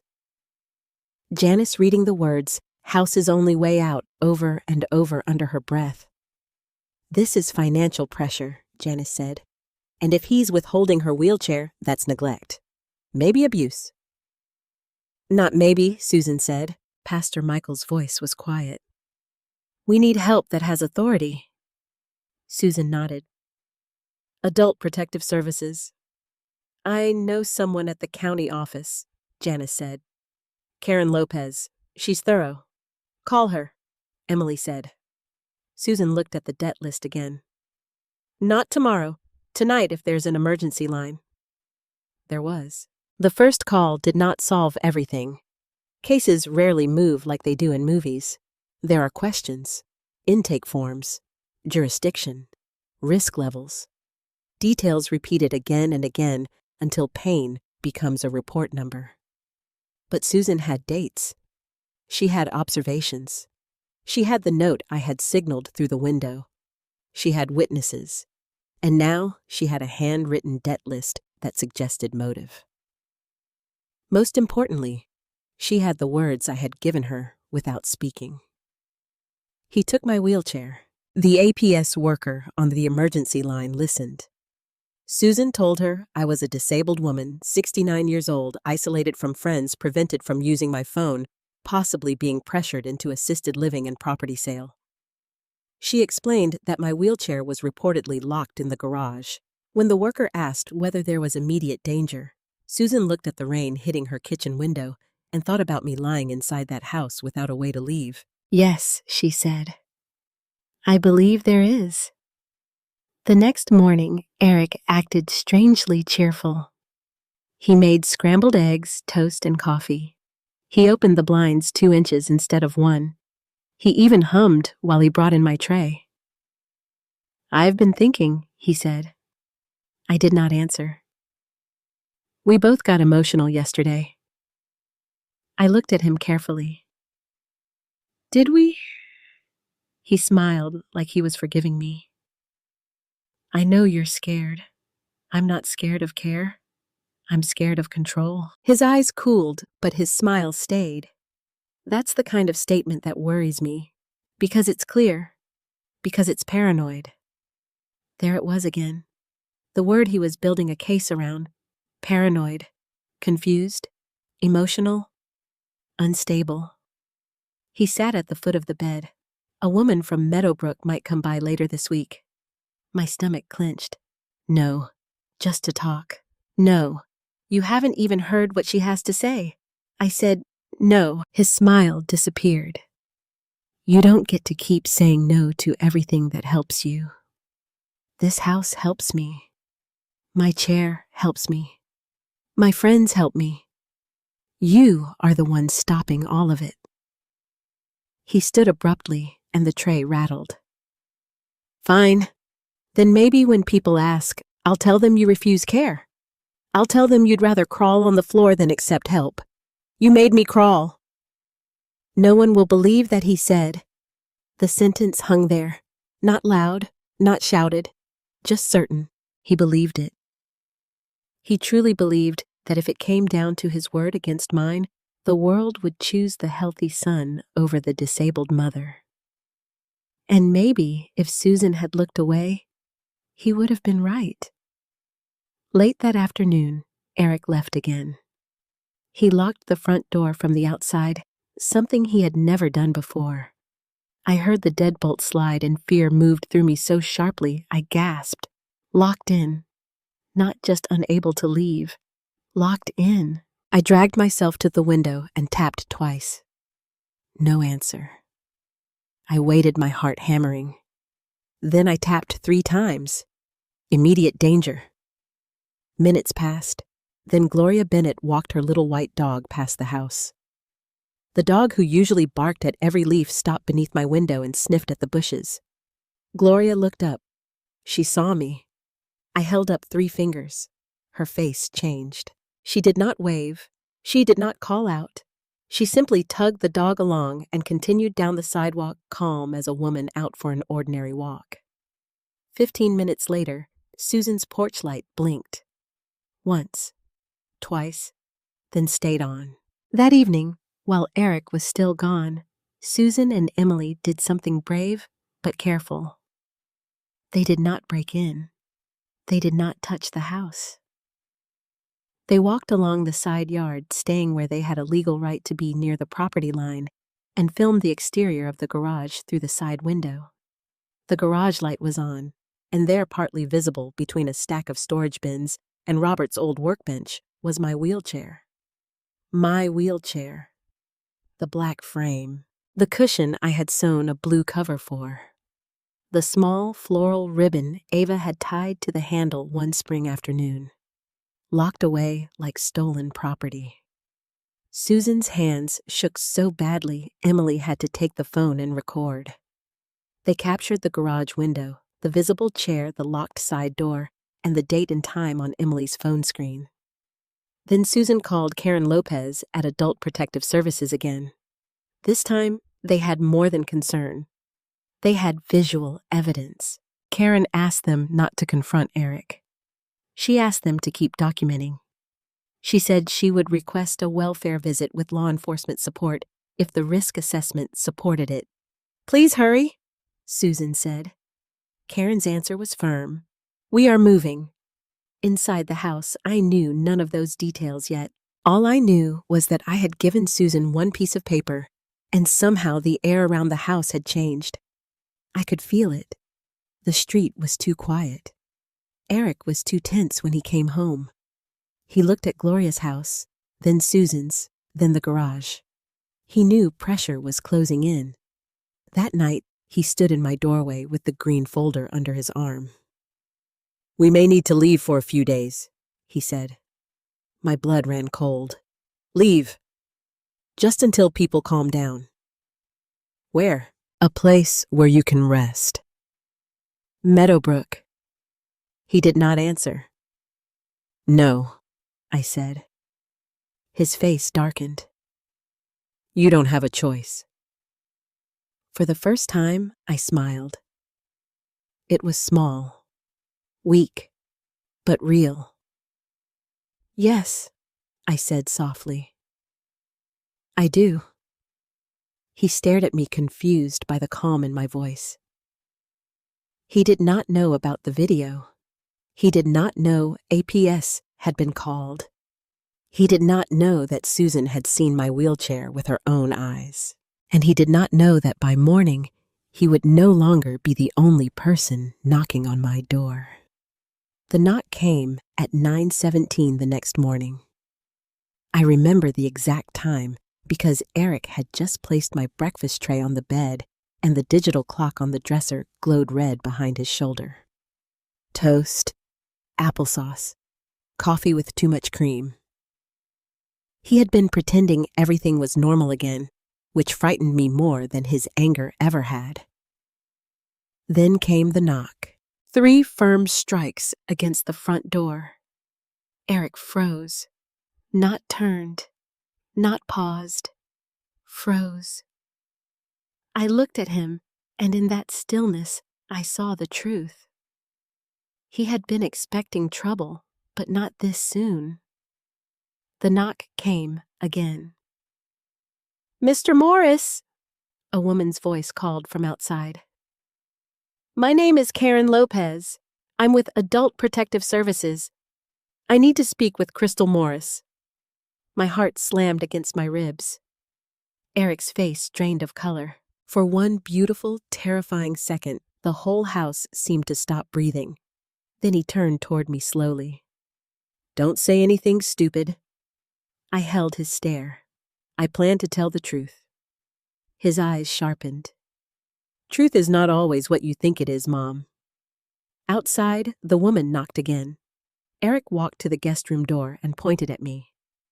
"You are confused. You are overwhelmed. You have been emotional. Remember that." "No," I said quietly. "You remember this. I was a teacher for 32 years. I know the difference between confusion and fear." His mouth tightened, but there was no time to answer. Another voice came from outside, deeper this time. "Eric, this is Officer David Brooks with Community Police. Please open the door." Officer Brooks. I knew him. Everyone on our side of town knew David Brooks. He had directed traffic outside Maple Ridge Elementary for years when school let out. He had once helped me after my wheelchair battery died outside the library. He had eaten Robert's chili at church fundraisers and always asked for seconds. Eric knew him too. That made the situation harder for him to twist. I heard Eric move to the front door. The deadbolt clicked. The hinges opened. "Good morning," Eric said, suddenly calm. too calm. Is there a problem?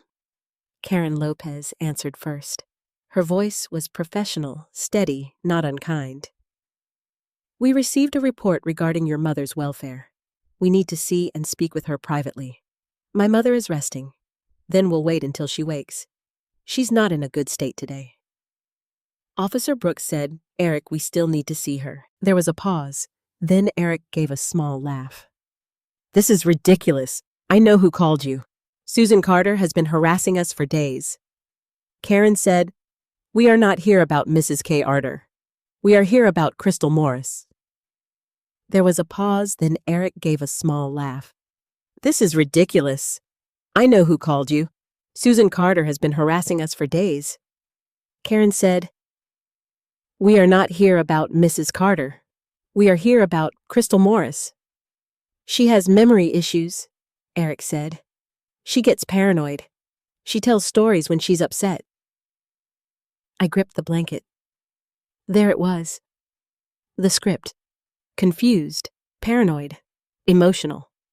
He had practiced this. Karen's voice did not change. Then it's especially important that we assess her directly. Eric lowered his voice, but I still heard him. She may say things that sound alarming. Then we'll listen carefully. Footsteps entered the house. My whole body began to tremble, not from fear alone, from the nearness of being believed. Eric appeared first in the guest room doorway. Behind him stood Karen Lopez, a woman in her mid-40s with dark hair pulled back neatly and a gray coat damp from morning mist.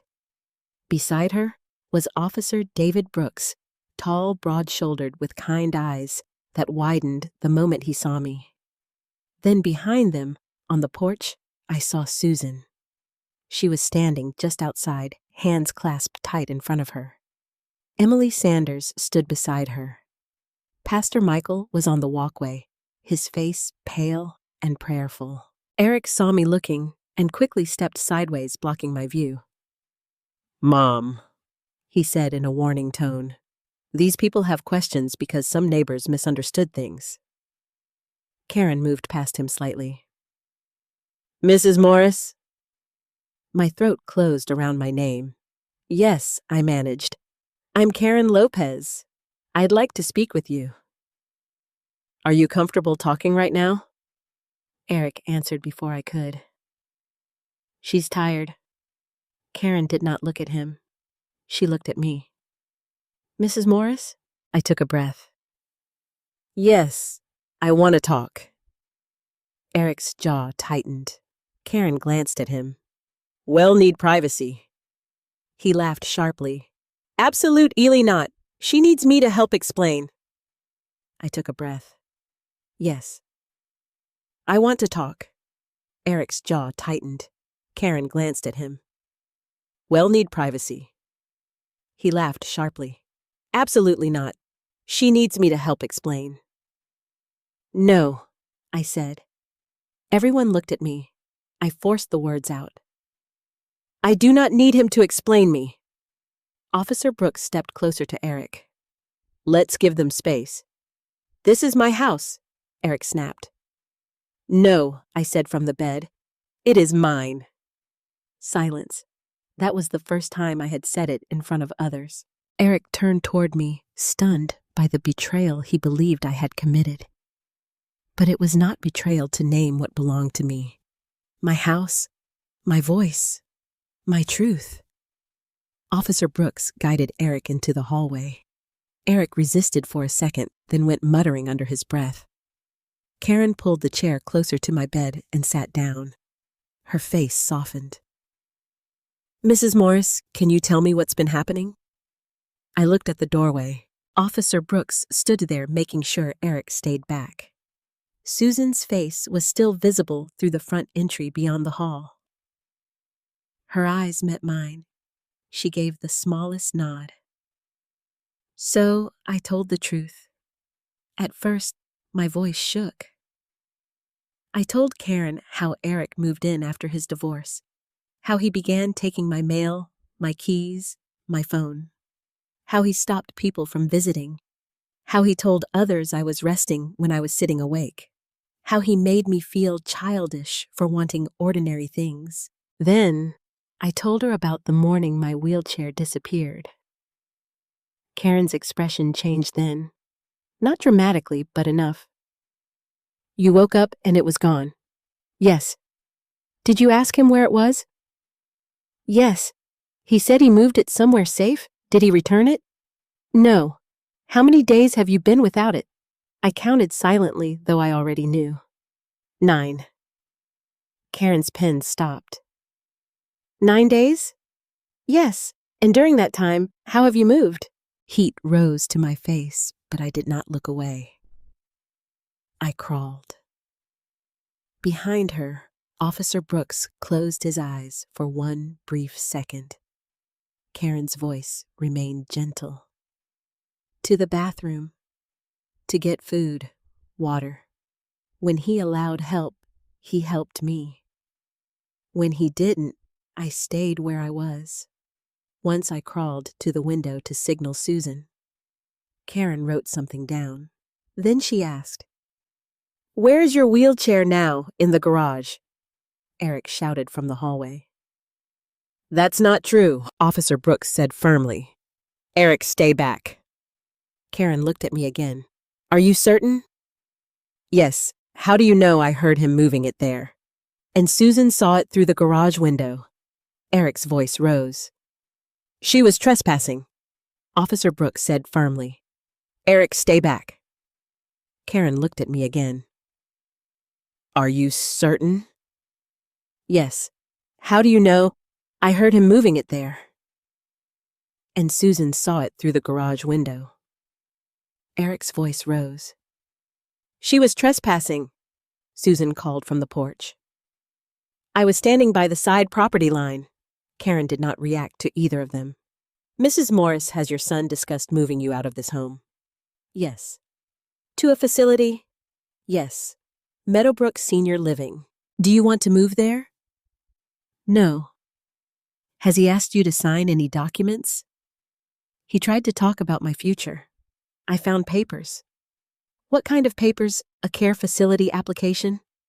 Power of attorney forms? A market analysis for my house? Debt lists?" Eric pushed into the doorway, then face red. "She broke into my private files." Officer Brooks stepped in front of him. "Back up. They were about me," I cried. My name was on them. Karen stood calm but firm. "Mr. Morris, I need you to wait in the living room." "No, this is insane. My mother is not well." Officer Brooks's voice hardened. "Eric."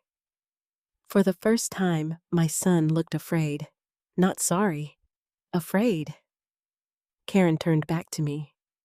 "Mrs. Morris, do you feel safe with your son in this home?" The question landed like a stone in water. Every ripple touched something painful. This was my child. The boy I had carried. The boy whose fevers I had cooled. The man whose grief I had excused, whose bitterness I had explained away, whose cruelty I had tried to survive by naming it worry. "Do you feel safe?" I looked at Eric. He stared at me with pleading eyes, now as if I were the one holding his future in my hands. But I remembered the floor beneath my palms. The missing phone. The locked door. The papers. The garage. "No," I said. The word was barely above a whisper, but everyone heard it. Karen nodded once, not with satisfaction, but with acknowledgement. Then she turned to Officer Brooks. "We need to verify the wheelchair," Eric shouted. "You need a warrant," Officer Brooks said. "You can open the garage voluntarily, or we can proceed based on welfare concerns and visible evidence already documented." Eric looked around, then desperate for an ally. He found none.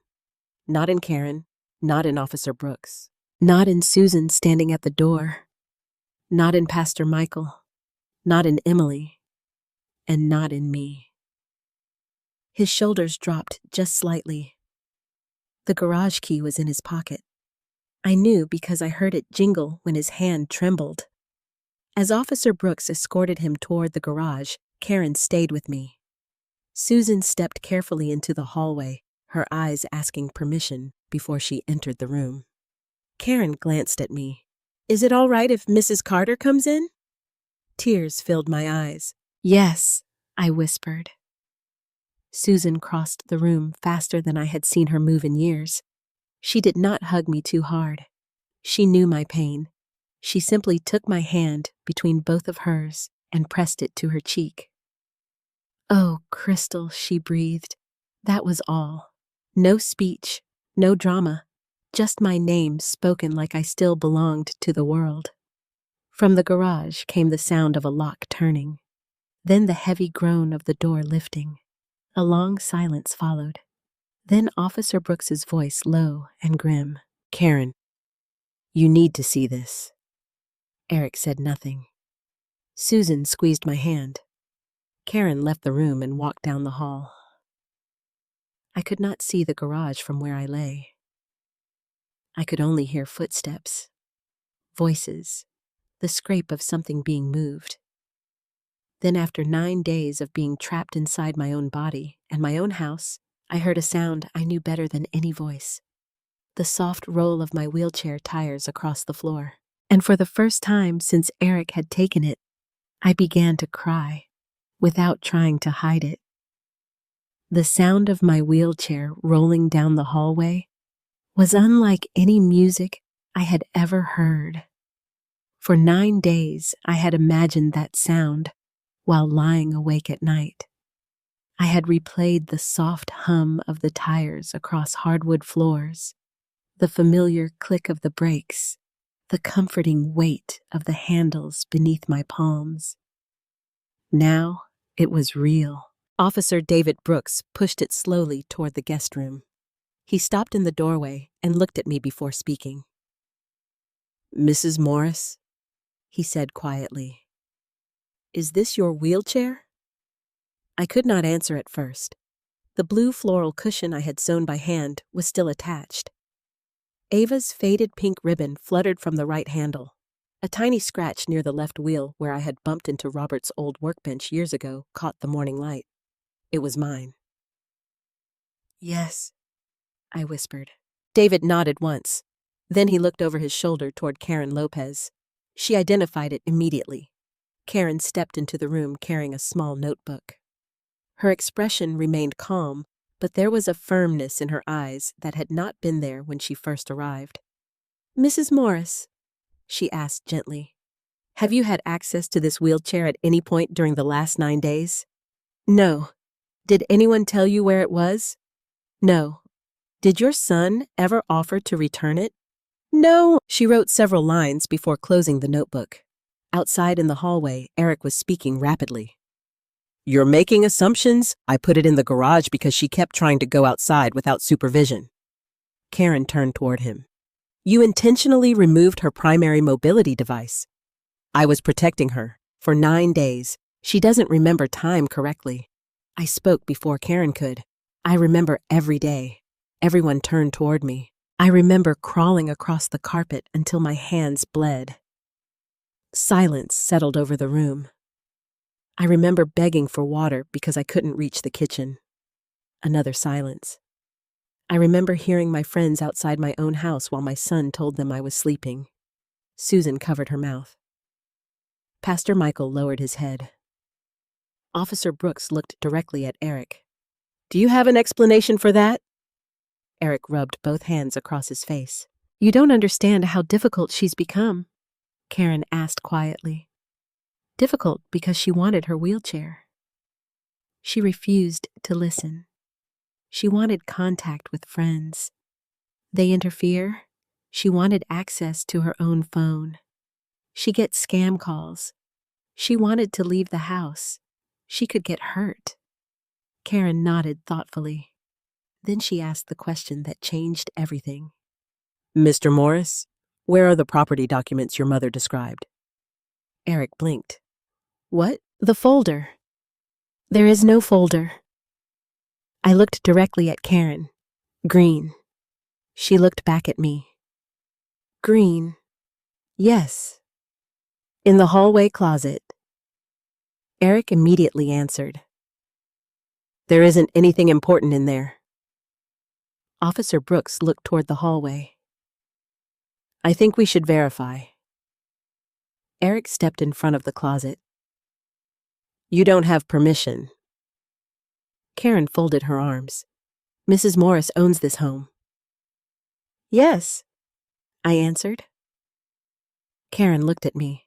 Mrs. Morris, do you consent to us looking at documents relating to your care and property if they're inside your home? Yes. Eric's shoulders sagged. Officer Brooks moved toward the closet. Eric. There was no anger in his voice, only certainty. Step aside. For several seconds, nobody moved. Then Eric slowly reached into his pocket and handed over the key. The hallway became so quiet, I could hear rain dripping from the porch roof outside. Officer Brooks unlocked the closet. The green folder sat exactly where Eric had shoved it the day before. Karen opened it carefully. The first pages were medical brochures. Then came Meadowbrook Senior Living admission paperwork. Then the property valuation. Then the unsigned power of attorney forms. Then handwritten notes. She flipped another page, stopped, read silently, then looked up. Officer Brooks. He stepped beside her. She turned the page toward him. His expression hardened. What is it? Susan asked softly. Karen didn't answer immediately. Instead, she read aloud. Move Crystal first. Sell house immediately after placement. Use proceeds to clear debt before collection action. Nobody spoke. Not even Eric. Karen turned another page. This appears to be a timeline. Officer Brooks reached for the document. June, move in. July, gain control of finances. August, facility paperwork. September, house listing. My stomach turned. He had planned this. Not during one angry afternoon. Not after one argument. Months. Every step. Every lie. Every missing phone call. Every canceled church service. Every hidden letter. Every conversation designed to make me look incapable. Susan whispered, "Oh my God." Eric suddenly lunged forward. You're taking that out of context. Officer Brooks intercepted him immediately. Stop. You don't know what those notes mean. Karen remained calm. Then explain them. They're brainstorming. For selling your mother's home, I needed options. You needed money. Eric pointed toward me. She has more than enough. The words escaped before he could stop them. The room froze. Karen looked at him. What did you just say? Eric realized too late what he'd admitted. I meant... Karen interrupted. No. She spoke quietly. I heard exactly what you meant. Officer Brooks folded his arms. So, this was about money? Eric shook his head violently. It wasn't only about money. Only. Not denial. Only. Karen glanced at me. Mrs. Morris, did you know about your son's debts? No. She held up the handwritten page. We found a debt schedule. I nodded. I saw it yesterday. Eric stared at me. You opened the folder. Yes. You lied. I looked directly into his eyes. You taught me what lying looks like. For a brief second, I saw the boy I had raised. Confused, ashamed, lost. Then it disappeared beneath panic again. You don't understand, he said.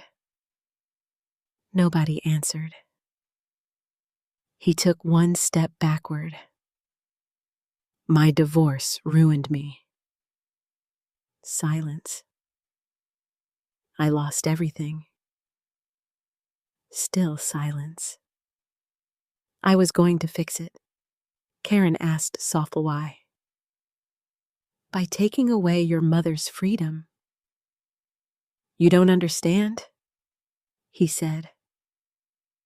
Nobody answered. He took one step backward. My divorce ruined me. Silence. I lost everything. Still silence. I was going to fix it. Karen asked softly. By taking away your mother's freedom. His eyes filled with tears. I wasn't going to hurt her. I finally spoke. You already did. Those 3 words seemed to strike him harder than anything else that morning. His shoulders collapsed. He sat down heavily in the hallway chair Robert had built years before. The same chair where Robert used to read newspapers on Sunday afternoons. Now our son sat there with his face in his hands. Not because he had been caught, because perhaps for the first time he had heard the truth without any place left to hide from it. Karen closed the folder. Officer Brooks, based on everything we've documented today, I'm requesting emergency protective measures until our investigation is complete.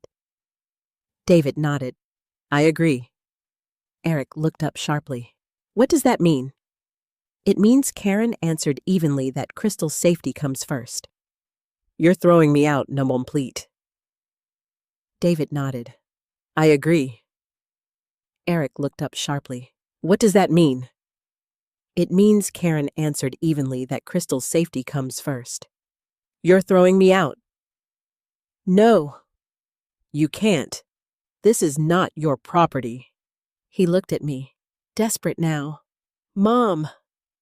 The word broke something inside me, not because it softened me, because it reminded me of every birthday candle, every scraped knee, every bedtime story, every promise I had once believed would last forever. I never wanted this, he whispered. I wiped tears from my cheeks. I didn't either. Karen crouched beside my bed. Mrs. Morris, would you like help transferring into your wheelchair? My breath caught. I looked at the chair, then at Susan. Susan nodded through tears. You're going home, she whispered. I laughed softly. I never left. Officer Brooks locked the brakes. Karen helped steady me while Susan supported my shoulders. My arms trembled from weakness. My back screamed with pain. It took nearly 2 minutes to complete what once took 20 seconds. But when I finally settled into my own chair, I felt taller, stronger, like part of myself had returned. My hands wrapped around the wheels. The familiar rubber grips fit my palms perfectly.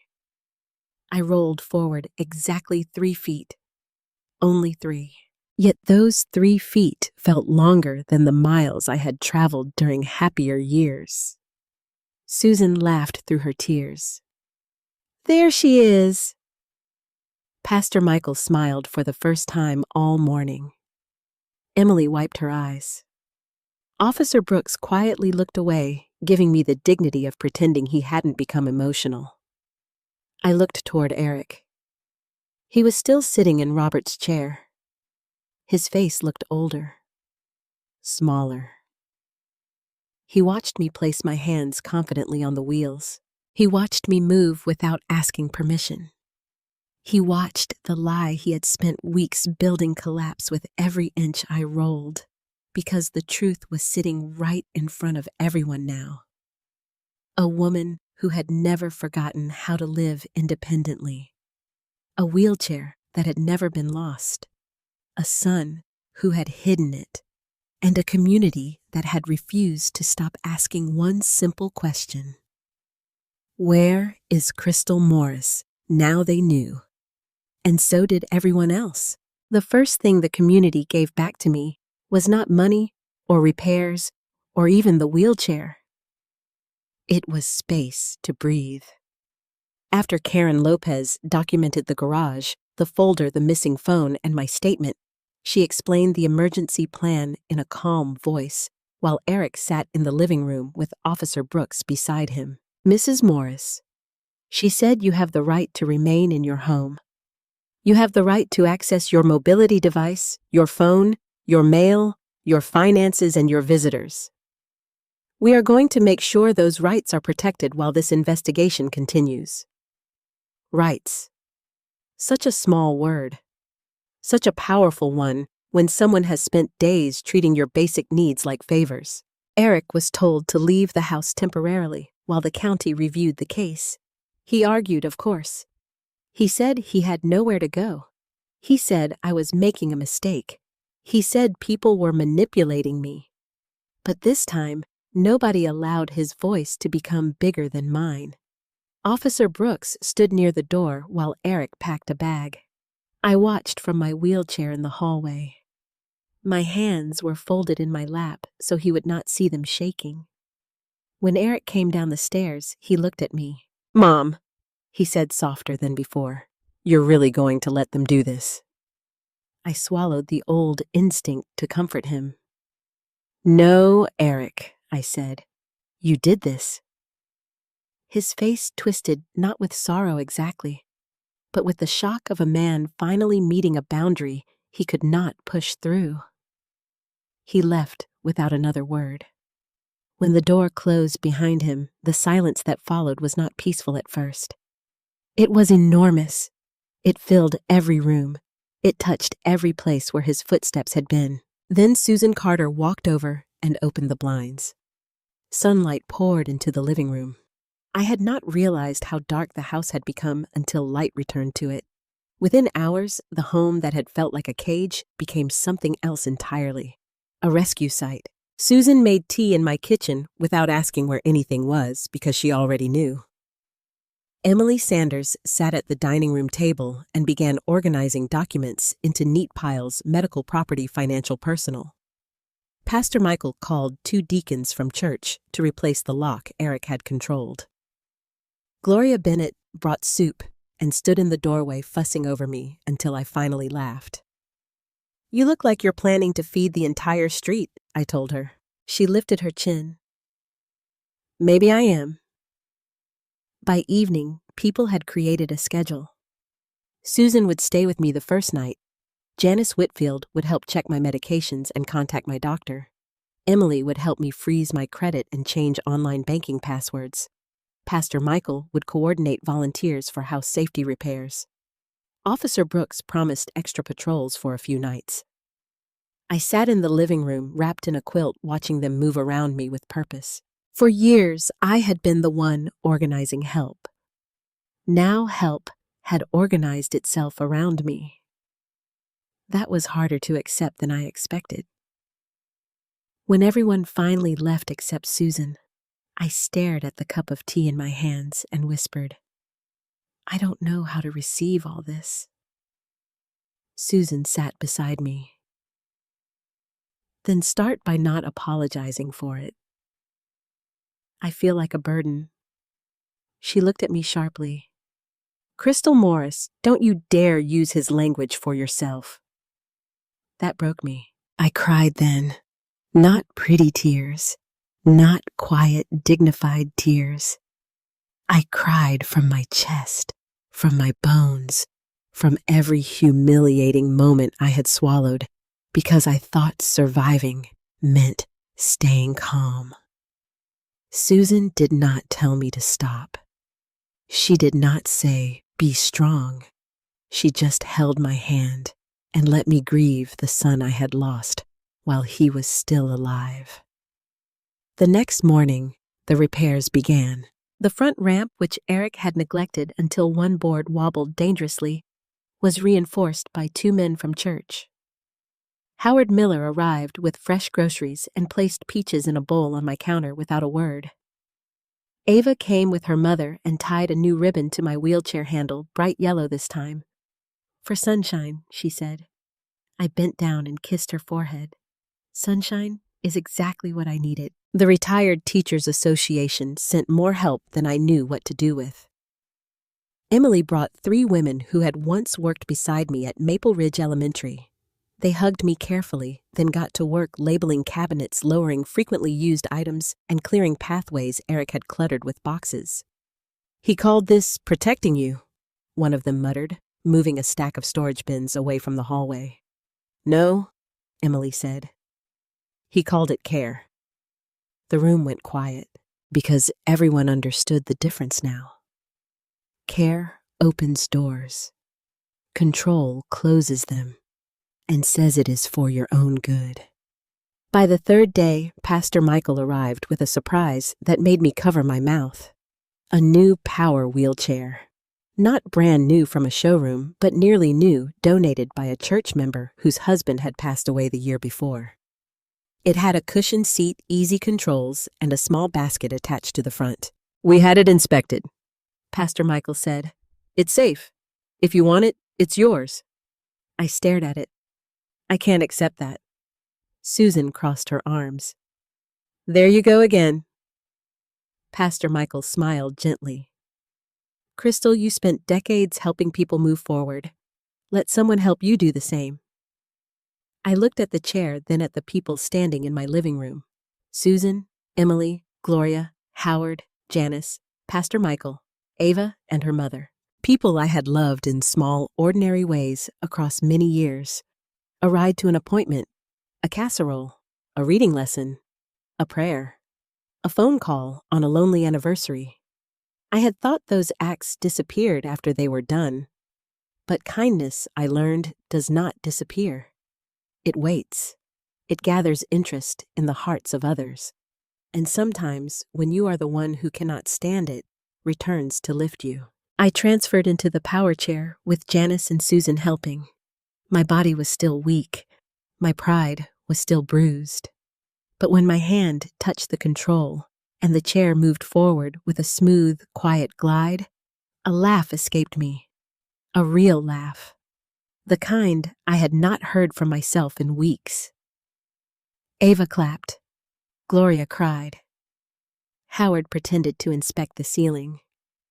I moved from the living room to the kitchen, then back again, then toward the front door.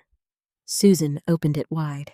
For the first time since Eric hid my wheelchair, I rolled onto my porch. The morning air touched my face. The street looked the same and completely different. Same houses, same maple trees, same cracked sidewalk near the mailbox. But I was different. Not because I was unhurt, because I was no longer hidden. Across the street, Susan's porch light was off now. She did not need to signal me anymore. I was in the open. Neighbors began appearing slowly, not crowding me, not making a spectacle, just stepping onto porches and raising hands. Gloria waved. Howard nodded. Alan slowed his mail truck and smiled. Ava shouted Miss Crystal's outside. And just like that, the world returned. I sat there in the sunlight with tears on my cheeks, one hand on my new chair, one hand resting over my heart. Eric had taken my wheelchair to make me disappear, but the people I had loved refused to let absence be the end of my story. They brought me back into the light, not with one grand heroic act, but with notes, casseroles, phone calls, witness statements, porch lights, and the stubborn refusal to look away. That day, I understood something I would never forget. A house can become a prison in the hands of someone selfish. But in the hands of a loving community, even a broken place can become home again. The investigation did not end the day Eric walked out of my house. People like to imagine justice as one clean moment. A door closes, a villain leaves. The wounded person breathes again. But real justice is slower than that. It comes with phone calls, statements, paperwork, interviews, legal warnings, and nights when you still wake up expecting to hear the footsteps of the person who hurt you. For the first few days after Eric left, I slept with the hallway light on. Susan stayed the first night. Janice stayed the second. After that, they insisted on a check-in schedule, but I asked to sleep alone. Not because I was fearless, because I needed to remember that my house could hold silence without danger inside it. Still, fear lingered in strange places. I flinched when the phone rang. I checked twice to make sure my wheelchair was beside my bed. I kept my mail in a basket near my chair and opened every envelope myself. Even junk mail, even grocery coupons, even church newsletters. Freedom after being taken becomes something you touch again and again to make sure it is real. Karen Lopez called every morning that first week. She was kind but direct. She explained that APS had opened a formal case. Officer Brooks had filed his report. The photos Susan and Emily took of my wheelchair in the garage had been added. The folder had been copied. My doctor confirmed I had no diagnosis of cognitive decline. My bank confirmed Eric had recently attempted to access information on my accounts without authorization. Each new detail felt like another brick removed from the wall of lies he had built around me. But every truth also hurt. One afternoon, Karen came to my house with Officer Brooks and a county advocate named Denise Harper. They sat at my dining room table while Susan made coffee in the kitchen, pretending not to listen. Karen folded her hands. "Crystal, I need to ask you something difficult." I nodded. "Do you want to pursue a protective order?" The words sat in front of me like an object I did not want to pick up. Against my son, my only child, the boy whose Christmas ornaments were still wrapped in tissue paper in my attic, the man whose baby pictures still filled an album on the shelf, the son who had hidden my wheelchair and planned to sell my home while calling it care. I looked toward the front window. Outside, the ramp gleamed with new screws and fresh wood stain. Ava's yellow ribbon fluttered from the handle of my power chair. "What happens if I don't?" I asked. Officer Brooks answered gently. "Then Eric may still try to contact you or return to the property. We can respond if he threatens you, but a protective order gives clearer boundaries." Boundaries. I had spent my life teaching children that boundaries were not cruelty. They were how people stayed safe enough to love well. Yet now, when I needed one most, my heart argued with me. "He has nowhere stable to go," I whispered. Susan turned from the sink. "Crystal." I looked at her. She did not lecture me. She only shook her head, slightly tears in her eyes. "Do not protect him from the consequences of hurting you." That was what her face said. Denise spoke next. "You can love your son and still require distance. Both can be true. Both can be true." That sentence became a lantern for me. I signed the paperwork. My hand shook. My signature looked older than I felt, but when I finished, I placed the pen down and did not apologize. Eric called later that evening from an unknown number. I almost answered. The old mother in me rose so quickly it stole my breath. What if he was hungry? What if he was crying? What if he needed a motel? What if he finally understood? Then I remembered his voice in the doorway. "You don't have a choice." I let the call go to voicemail. Susan sat beside me while I played it on speaker. At first, there was only breathing. Then Eric's voice came through. "Mom, I know you're listening. I know Susan is probably there filling your head with more poison." Susan's face went still. "I made mistakes," he continued, "but you're blowing this up into something it wasn't. I was under pressure. You know what stress does to people? You know I'm not a monster." Susan's face went still. "I made mistakes," he continued, "but you're blowing this up into something it wasn't. I was under pressure. You know what stress does to people. You know I'm not a monster." My fingers tightened around the phone. I need you to call Karen and tell her you overreacted. Tell her you don't want charges. Tell her I can come home and we can talk like family." A long pause. Then his voice softened. "Please, Mom, don't abandon me." The voicemail ended. For a moment, I could not breathe. There it was. The hook he had used all my life, sometimes without meaning to, sometimes with perfect aim. "Don't abandon me." Susan reached for the phone, but I held it. "No," I said. "I want to delete it myself." My thumb hovered over the screen. Then I pressed delete. I cried afterward. Of course I did. Healing does not mean your heart turns hard. It means your heart finally learns not to open the door to the person still holding a knife. Over the next 2 weeks, Eric faced consequences I never imagined my family would know. He was questioned about financial exploitation. He was warned not to come near the house. His attempted paperwork for Meadowbrook was flagged. The care facility confirmed he had described me as mentally unreliable, though he had no medical authority to do so. The bank placed extra protections on my accounts. He did not go to jail immediately. Life is rarely that simple, but the investigation placed him under a light he could no longer control. His debts, his lies, his plan, his treatment of me, all of it was now recorded somewhere outside our family. That mattered, because secrets are where abuse grows. Records are where it begins to lose power. The hardest day came when Eric's ex-wife Marlene called me. I had not heard from her in months. Their divorce had been ugly, and I had tried not to take sides. Her voice was soft when she said, "Crystal, I heard some things." I closed my eyes. "I'm sorry." "No," she said quickly. "Please don't apologize." There was a pause. Then she said something that made my chest ache. "He did this to me too.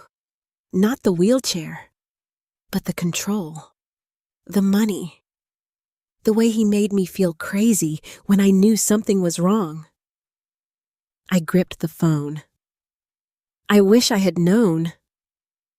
"I was ashamed," she said. "So was I." We sat in silence, 2 women connected by the same man's damage. Before hanging up, Marlene said, "I hope you choose yourself now." After the call, I rolled to the hallway mirror and looked at my reflection. I saw gray hair, tired eyes, wrinkles carved deeper by stress, hands still healing from carpet burns. But I also saw a woman who had survived the unthinkable without becoming cruel. That mattered too. A few days later, Pastor Michael visited. He did not bring a sermon. He brought peach cobbler and sat on the porch with me as evening settled over the street. "Have you forgiven him?" he asked gently. I watched a robin hop through the grass. "I don't know. That's honest." "I don't hate him," I said, "but I don't trust him. Those are different things." I used to think forgiveness meant opening the door. Pastor Michael shook his head. "Sometimes forgiveness means handing the burden to God while keeping the door locked." I smiled faintly. That sounds like something I would have told someone else. Maybe now you get to tell yourself. That night before bed, I rolled through every room of my house. The kitchen, the dining room, the living room, the hallway where I had crawled, the guest room where I had waited for rescue. Then I stopped at the garage door. For a long time, I could not open it. Susan had offered to clean the garage out completely, but I said no. Not yet. I needed to reclaim it piece by piece. Finally, I turned the knob. The garage smelled like dust cardboard and motor oil. Robert's old workbench stood against the wall. Storage bins lined the shelves. The space where my wheelchair had been hidden was empty now. Empty. I rolled into that space and sat there quietly. Eric had used this place to steal my freedom. Now I used it to make a promise. Never again would I confuse control with care. Never again would I silence fear just because love made the truth painful. Never again would I let anyone, even my child, decide whether I deserved dignity. I rolled back inside and locked the garage door behind me. Not because I was trapped, because I was the one holding the key. Purpose returned to me slowly. Not like a sunrise bright and sudden, but like the first green shoots after a hard winter. Quiet, fragile, easy to miss if you were only looking for dramatic miracles. For the first few weeks after Eric left, people kept telling me to rest. "You've been through enough," Susan said. "You need time," Janice reminded me. "Let others carry things for a while," Pastor Michael told me. They were right, of course. My body needed healing. My hands needed time to recover from the carpet burns. My shoulders ached from the days I had dragged myself across the floor. My sleep was broken and my heart was worse. But rest, I learned, is not the same as disappearing, and I had disappeared long enough. The first place I returned to was the library. I had not planned it. Susan had driven me there to return a stack of books people had brought during my recovery. I was using the power chair now, still adjusting to how smoothly it moved beneath me. The automatic doors opened, and the smell of paper dust and old carpet wrapped around me like a memory. Near the children's corner, a little boy was struggling through a book about turtles. His grandmother sat beside him, patient but tired. The boy stumbled over the word "important" 3 times before slamming the book shut. "I hate reading," he muttered. Before I could stop myself, I rolled closer. "That's a very strong sentence," I said gently. "Are you sure you hate reading, or do you hate when words act stubborn?" The boy looked at me suspiciously. "Words don't act stubborn." "Oh, they absolutely do," I said. "Especially long ones. They get proud of themselves." His grandmother laughed. Susan stood behind me smiling like she had been waiting for this version of me to return. I spent 15 minutes with that boy. Not long. Not enough to exhaust myself. Just long enough to help him break the word into smaller pieces. Important. When he finally read the sentence, his face lit up. I felt something inside me light up too. On the way home, Susan glanced at me from the driver's seat. "You looked happy." I felt useful. "You were always useful." "No," I said softly. "I mean, I felt like myself." That afternoon changed something. A week later, I called Emily Sanders. "Do you still need help with the retired teacher's anniversary display?" I asked. Her voice brightened. "Mrs. Morris, I would take your help if you offered it from a canoe in the middle of a thunderstorm." I laughed for the first time in days. Soon, Emily began bringing boxes of old photographs to my house. Class pictures, faculty picnics, reading fairs, children holding construction paper turkeys, teachers wearing terrible sweaters from the 1980s. We spread them across the dining room table. I named faces I had not thought of in years. "That one is Marcus Hill. Couldn't sit still unless he had a pencil in his hand." "That's Jenny Wilcox. She wrote poems about thunderstorms." "And that little girl," I said, tapping a photo, "is Emily Sanders before she learned she was smarter than her fear." Emily grew quiet. "You remember that? I remember all my children." She wiped at her eyes and pretended to sort another pile. Those afternoons helped rebuild me. Not because they erased what Eric had done, but because they reminded me my life was bigger than what he had taken. Then Karen Lopez called. "Crystal," she said, "I know this may feel too soon, and you are free to say no." That beginning made my stomach tighten. What is it? Our community center is hosting a workshop on elder isolation and family control. We usually have professionals speak, but sometimes people listen differently when they hear from someone who has lived through it. I was silent. Karen continued gently. You don't have to tell every detail. You don't have to name your son. You don't have to do anything that feels unsafe. But if you ever wanted to share even a small piece of your story, it might help someone recognize what's happening in their own home. My first instinct was fear. Not fear of speaking in public. I had spoken in front of classrooms, school boards, church groups, and grieving families with casseroles cooling on the counter. This was different. This was telling the truth while my heart was still bruised. I'll think about it, I said. That night, I sat on the porch and watched the sky turn lavender. Ava's yellow ribbon fluttered from my chair. Across the street, Susan watered her plants, glancing over now and then, as if she still could not help checking on me. I thought about the note she had written. We know. We are not leaving you alone. I thought about how close I had come to being moved away, labeled confused, stripped of my home and dignity.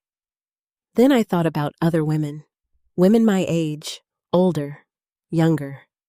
Women sitting quietly in houses where someone controlled the mail, the phone, the medicine, the keys, the bank account, the visitors. Women telling themselves, it isn't bad enough.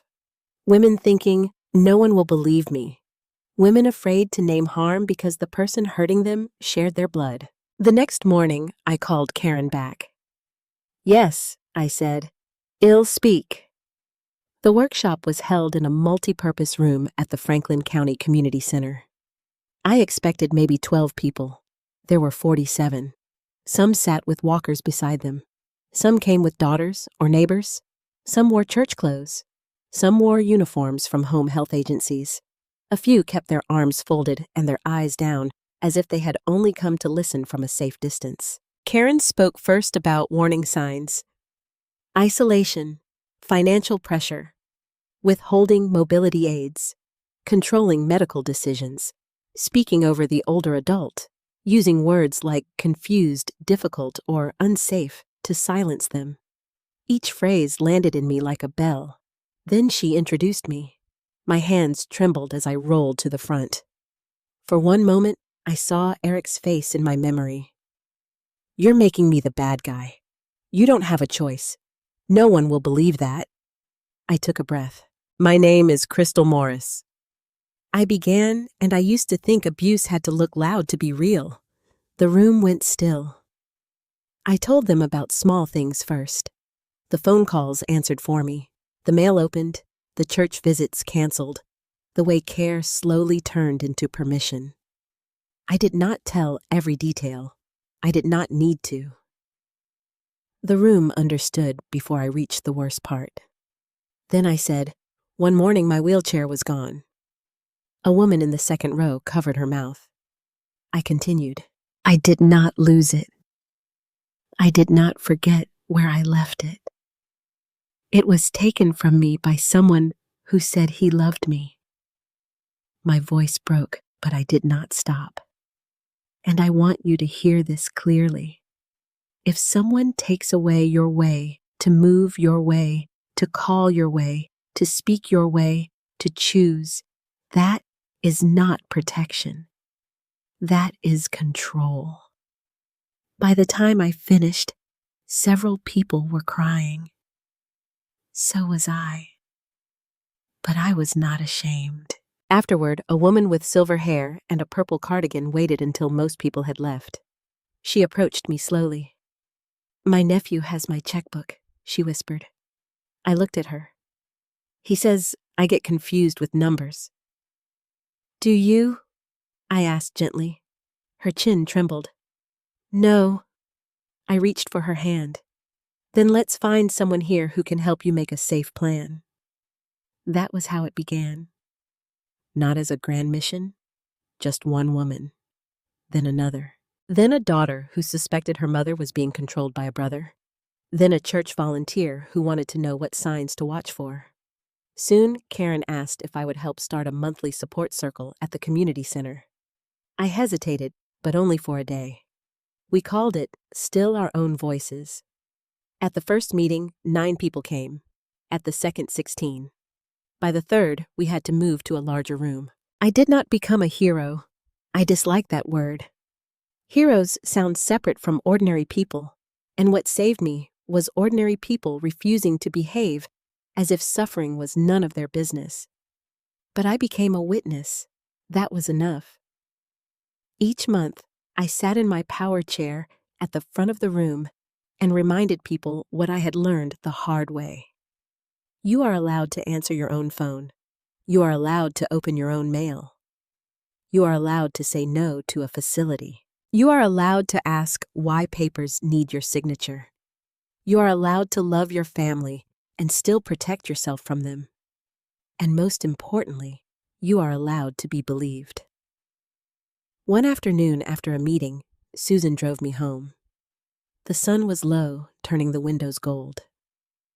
"You've turned pain into purpose," she said. I looked out at the passing houses. "No," I said, "the pain is still pain." She nodded slowly. "But now it has somewhere useful to go." When we reached my house, I rolled up the reinforced ramp and paused on the porch. The same porch where I used to drink tea. The same porch Eric tried to keep me from reaching. The same porch where the neighborhood first noticed I was missing. Now people waved when they passed, not with pity, but with recognition. I lifted my hand and waved back. For the first time in a long time, I did not feel like someone recovering from a tragedy. I felt like a woman beginning again. The town held the gathering on a Saturday afternoon in late September, when the air had just begun to cool and the maple trees along Main Street were turning gold at the edges. They called it a community appreciation event. I called it too much fuss. Susan called it hush and let people love you. It was held in the small park behind Grace Community Church, the same park where I had once watched Eric play Little League, where Robert and I had sat on folding chairs with paper cups of lemonade, where I had read books to children during summer programs before my accident. Now, a small white tent stood near the gazebo. Folding chairs were arranged in neat rows. There were trays of sandwiches, pitchers of iced tea, and a long table covered with photographs from Maple Ridge Elementary Church fundraisers, library reading days, and neighborhood events I had nearly forgotten. I rolled in using my power chair, Ava's yellow ribbon still tied to the handle. The moment people saw me, they applauded. I wanted to disappear again, but this time not from fear, from embarrassment. Susan leaned down and whispered, "Smile, Crystal. You earned this.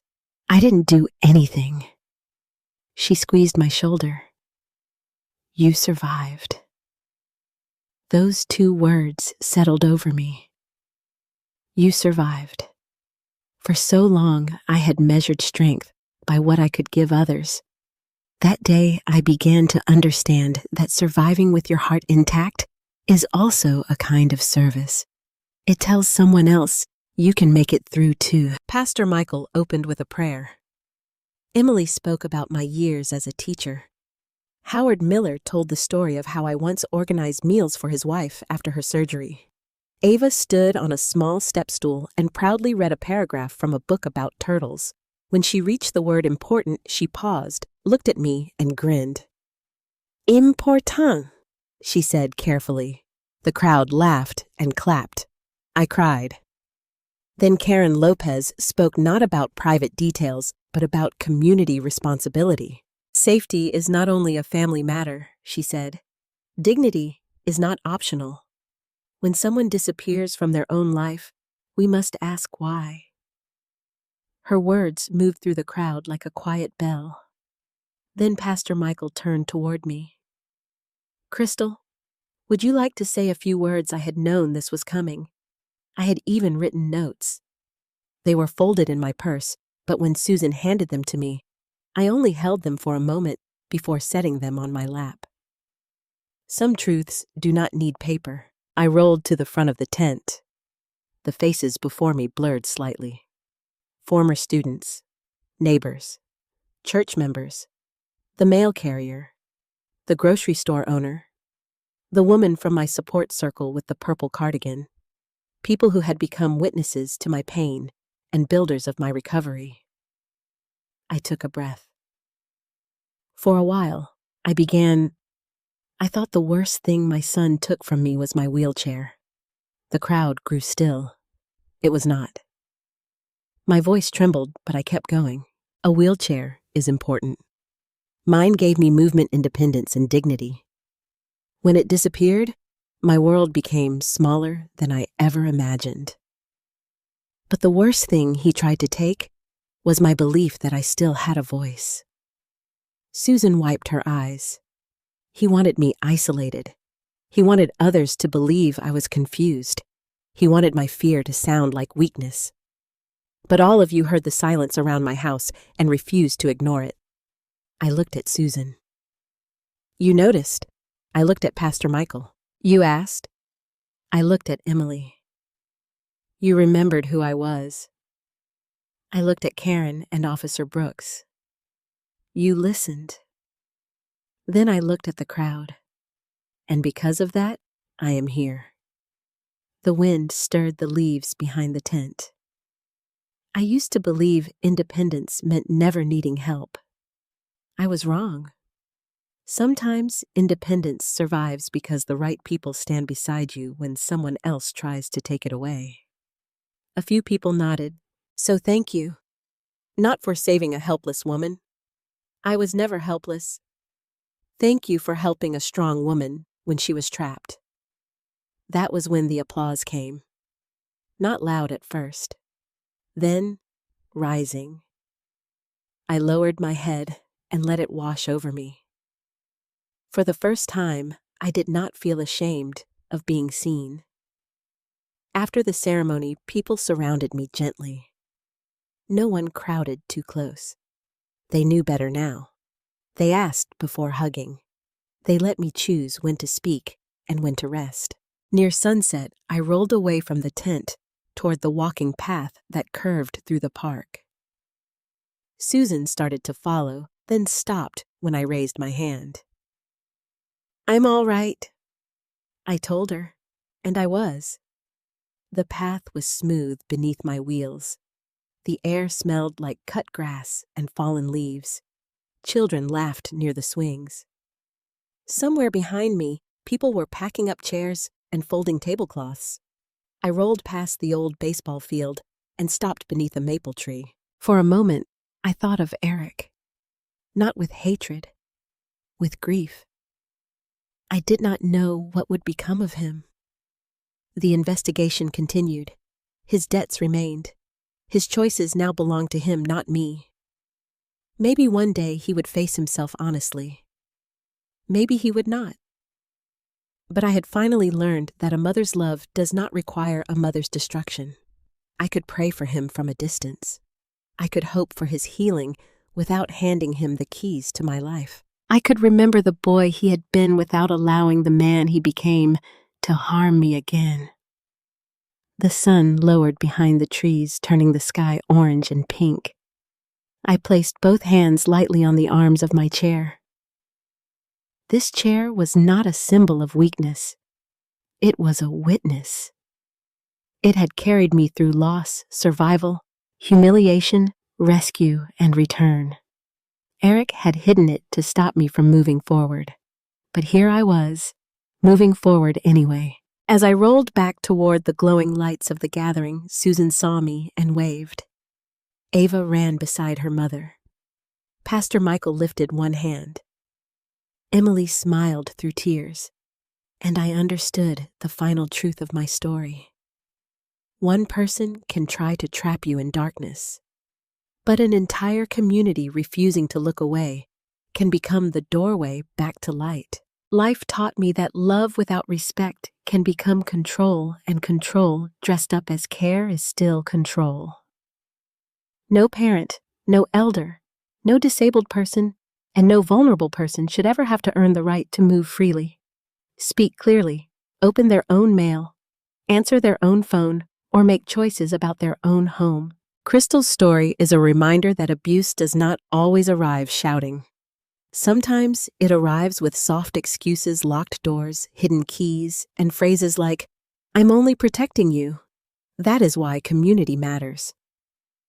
A neighbor who notices a friend who keeps asking a pastor who calls a worker who listens, a child who asks an honest question. These small acts can become the difference between someone being trapped and someone being saved. The deepest lesson is this: setting boundaries with family does not mean you stopped loving them.